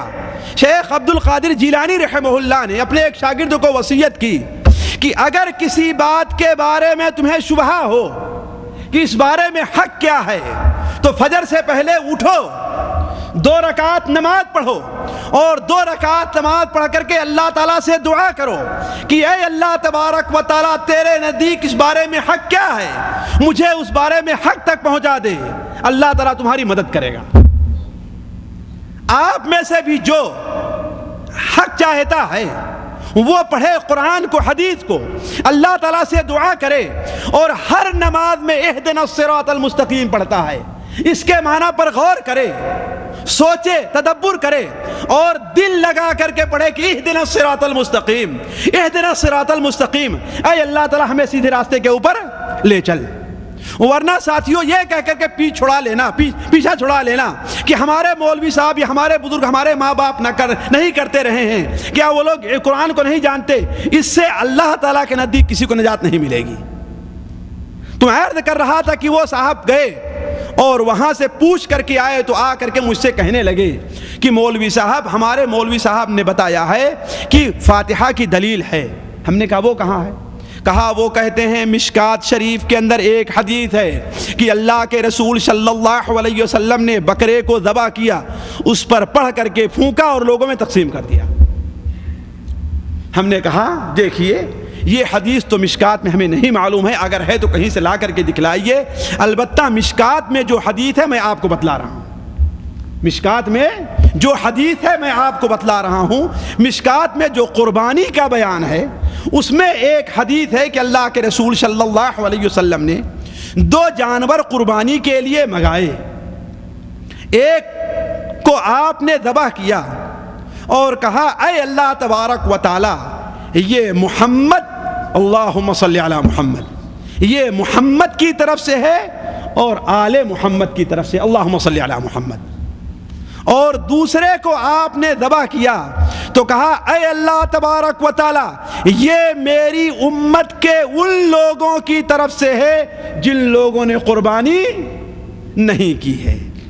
آپ نے کیا کہا؟ یہ میری امت کے ان لوگوں کی طرف سے ہے جنہوں نے قربانی نہیں کی ہے۔ اور پھر اس کے بعد آپ صلی اللہ علیہ وسلم نے اس گوشت سے کھایا بھی اور لوگوں میں تقسیم بھی کیا۔ ہم نے کہا جو مشکات شریف میں ہے وہ حدیث یہ ہے، کہے کہ نہیں ہمارے مولوی صاحب نے کہا ہے۔ ہم نے کہا ٹھیک ہے، لا کے دکھائیے مشکات شریف، ہم حق ماننے کے لیے بلکہ ہم کل سے فاتحہ کرنا شروع کریں گے، لائیے بتائیے۔ چنانچہ وہ ہمارے بھائی کہاں گئے؟ ریاض گئے اور مشکات المصابیح کا ترجمہ خرید کر کے لے آئے، لیکن ہمارے سامنے نہیں آ رہے ہیں، ترجمہ خرید کر کے لے آئے ہیں، پڑھا بھی ہے، لیکن میرے سامنے آنے کے لیے تیار نہیں ہے، تیار نہیں ہے۔ ایک بار ہم ملے ہم سے، ہم نے کہا ہاں بھائی آپ نے کچھ بتایا نہیں، کیا ہے؟ کہا ہاں حدیث تو ویسی ہی ہے جیسے آپ بیان کر رہے تھے، حدیث تو۔ ہم نے کہا اب کم سے کم اندھے بن کر کے اس قسم کے مولویوں کے پیچھے چلنا چھوڑ دیں۔ میں نہیں کہتا کہ میری سب بات مان لو، میں انسان ہوں، مجھ سے بھی غلطی ہو سکتی ہے، یہ مولوی ان سے بھی غلطی ہو، تمہارے بھائی کارن سے بھی غلطی ہو سکتی ہے، دنیا کے ہر عالم سے غلطی ہو سکتی ہے۔ اگر غلطی سے بری ہے تو کون سی ذات بری ہے؟ جی زور سے کہیے۔ نبی کریم صلی اللہ علیہ وسلم، ظاہر بات اللہ تعالیٰ نہیں، انسانوں میں نبی کریم صلی اللہ علیہ وسلم، امام مالک رحمہ اللہ مسجد نبوی کے اندر جو ریاض الجنہ ہے وہاں بیٹھا کرتے تھے، قبلہ آپ کے پیچھے رہا کرتا تھا، منبر آپ کے بائیں رہا کرتا تھا، آپ صلی اللہ علیہ وسلم کی قبر مبارک آپ کے دائیں رہا کرتی تھی۔ امام مالک رحمہ اللہ کہا کرتے تھے کل یؤخذ من قولہ ویرد الا صاحب هذا القبر، کوئی بھی شخص ہے اس کی بات مانی بھی جائے گی اور رد بھی کر دی جائے گی، مگر یہ قبر والا ہے اس کی ساری بات مانی جائے گی، کوئی بات رد۔ ذرا سوچیں یہ کس زمانے میں انہوں نے بات کہی ہے؟ جس زمانے میں ابو بکر و عمر، عثمان و علی، ابن عباس و ابن مسعود رضی اللہ عنہم اجمعین کے فتوے چلتے تھے، ہے کہ نہیں ہے؟ اس زمانے میں انہوں نے کہا کہ ہر ایک کی بات مانی جائے گی، ہر ایک کی رد کر دی جائے گی۔ تو معلوم یہ ہوا کہ غلطی ہر انسان سے ہوتی ہے، مجھ سے بھی ہو سکتی ہے۔ میری کوئی بات نہ مانیے آپ، کس کی بات مانے؟ قرآن اور حدیث کی، تحقیق کیجئے۔ ایک اور نقطہ جس کی طرف شیخ عبدالسلام نے توجہ دلائی تھی میں آپ کے سامنے رکھتا ہوں، وہ یہ ہے کہ بہت سے لوگ جو 11ویں دیتے ہیں ان کی مرادیں پوری ہو جاتی ہیں، ہے نا شیخ؟ آپ کا کہنا ہے نا، لیکن ہمارے بھائی نے کہا ہے کہ بات بالکل غلط ہے، لیکن آپ کہہ رہے ہیں تو اس کا بھی جواب میں چاہتا ہوں کہ شیخ عبد القادر جیلانی رحمہ اللہ کے حوالے سے دو، اس لیے کہ انہی کا ذکر خیر چل رہا ہے۔ اللہ تعالیٰ قبول فرمائے ہماری اس مجلس کو، اللہ تعالیٰ ہمیں اور آپ کو شیخ عبد القادر جیلانی کے محبین میں شامل کرے، اللہ تعالیٰ ہمیں اور آپ کو اس جماعت نیک جماعت میں شامل کرے جس جماعت میں شیخ عبد القادر جیلانی، اور قیامت کے دن ہمیں اور آپ کو بھی انہی لوگوں میں کرے جس جماعت کے شیخ عبد القادر جیلانی شامل ہیں رحمہ اللہ۔ اولاً تو انہوں نے ہمیں کیا تعلیم دی ہے کہ ہر وہ بات جو شریعت کے مطابق نہ ہو اسے قبول نہ کرو۔ تو پہلے یہ ثابت کیا جائے کہ کیا 11ویں شریعت کے مطابق ہے کہ نہیں ہے نا۔ دوسری چیز یہ ہے کہ ہم اور آپ اس بات کو اچھی طریقے سے سمجھ لیں کہ بعض لوگ جو غلط ذریعہ استعمال کرتے ہیں ان کی مرادیں پوری ہوتی ہیں، میں مراد پوری ہونے سے انکار نہیں کرتا، ہندوؤں کی مرادیں بھی پوری ہوتی ہیں، عیسائیوں اور یہودیوں کی مرادیں بھی پوری ہوتی نہیں پوری ہوتی۔ اگر پوری نہ ہوتی تو وہ اپنے مندروں اور کلیجہ گھروں کے اندر نہ جاتے، ہے کہ نہیں؟ کیوں؟ اس لیے کہ دعا کا پورا کرنا اللہ تعالیٰ کی شان ربوبیت ہے۔ امن یجیب المضطر اذا دعا، مضطر کی پریشان حال کی دعا کون قبول کرتا ہے؟ اللہ تعالیٰ۔ تو جو انسان بڑے عاجزی سے رو کر کے گڑ گڑا کر کے اللہ تعالیٰ سے دعا کرے یا کسی بھی ذریعے سے مانگے، وہ اگرچہ غلط ذریعہ استعمال کر رہا ہے، اللہ تعالیٰ اس کی دعا کو جس طریقے سے دنیا حاصل کرنے کے لیے کوئی جائز وسیلہ استعمال کر رہا ہے، کوئی ناجائز وسیلہ استعمال کر رہا ہے، کوئی تجارت کر رہا ہے سچ بول کر کے، کوئی جھوٹ بول کر کے، جو چوری کر رہا ہے کہ نہیں، جو ڈاکہ ڈالا اس وقت مل رہا ہے نہیں مل رہا ہے۔ تو اللہ کی شان ربوبیت یہ ہے کہ اللہ تعالیٰ ہر انسان کو دنیا کے اندر ان کی حسب اللہ تعالیٰ کے منشا ضرورت کو پوری کرتا ہے، جائز ہو یا ناجائز۔ ایک چیز۔ دوسری چیز یہ ہے کہ ابھی شیخ عبد القادر جیلانی رحمہ اللہ کے بارے میں آپ نے سنا کہ شیطان نے انہیں شیطان نے انہیں ان کے اوپر بدری کا سایہ کیا ہے کہ نہیں؟ وہ اللہ میں اپنی طرف سے نہیں بیان کر رہا ہوں، یہ انہی کی سیرت میں جو کتابیں ہیں لکھی ہوئی ہیں۔ ابھی بتایا نا کہ وہ باہر نکل گئے تو بدری کا ان کے اوپر سایہ، اور وہاں سے کوئی میٹھی چیز آئی جسے ہم نے پی لیا تو کیا ہے، ہماری پیاس دور ہو گئی، اور پھر اس سے کیا آواز آتی ہے کہ اے عبد القادر، ہم نے تمہاری عبادت کو قبول کر لیا، اب تمہارے اوپر سے باتیں معاف کر کے حرام کو تمہارے لیے حلال کر دیا۔ تو انہوں نے کیا کہا؟ اعوذ باللہ، تو شیطان ہے نا۔ معلوم یہ ہوا کہ بسا اوقات بہت سی ایسی چیزیں لوگوں کو گمراہ کرنے کے لیے شیطان کیا ہے۔ بعد میں ایک کتاب پڑھ رہا تھا، بعد مصر سے آئے ہوئے لوگوں کے بارے میں بتایا کہ وہ لوگ جو شیخ بدوی کا بکرا دیتے ہیں ہر سال جا کر کے چڑھاوا چڑھاتے ہیں، جس سال چڑھاوا نہیں چڑھاتے ان کا بڑا نقصان ہو جاتا ہے۔ اور ایسا ہو سکتا ہے، کون نقصان کر رہا ہے بھائی؟ سب کرنے والا تو اللہ تو ہے ہی، لیکن بیچ میں کون داخل ہے؟ شیطان حائل ہے جو لوگوں کو گمراہ کر رہا ہے۔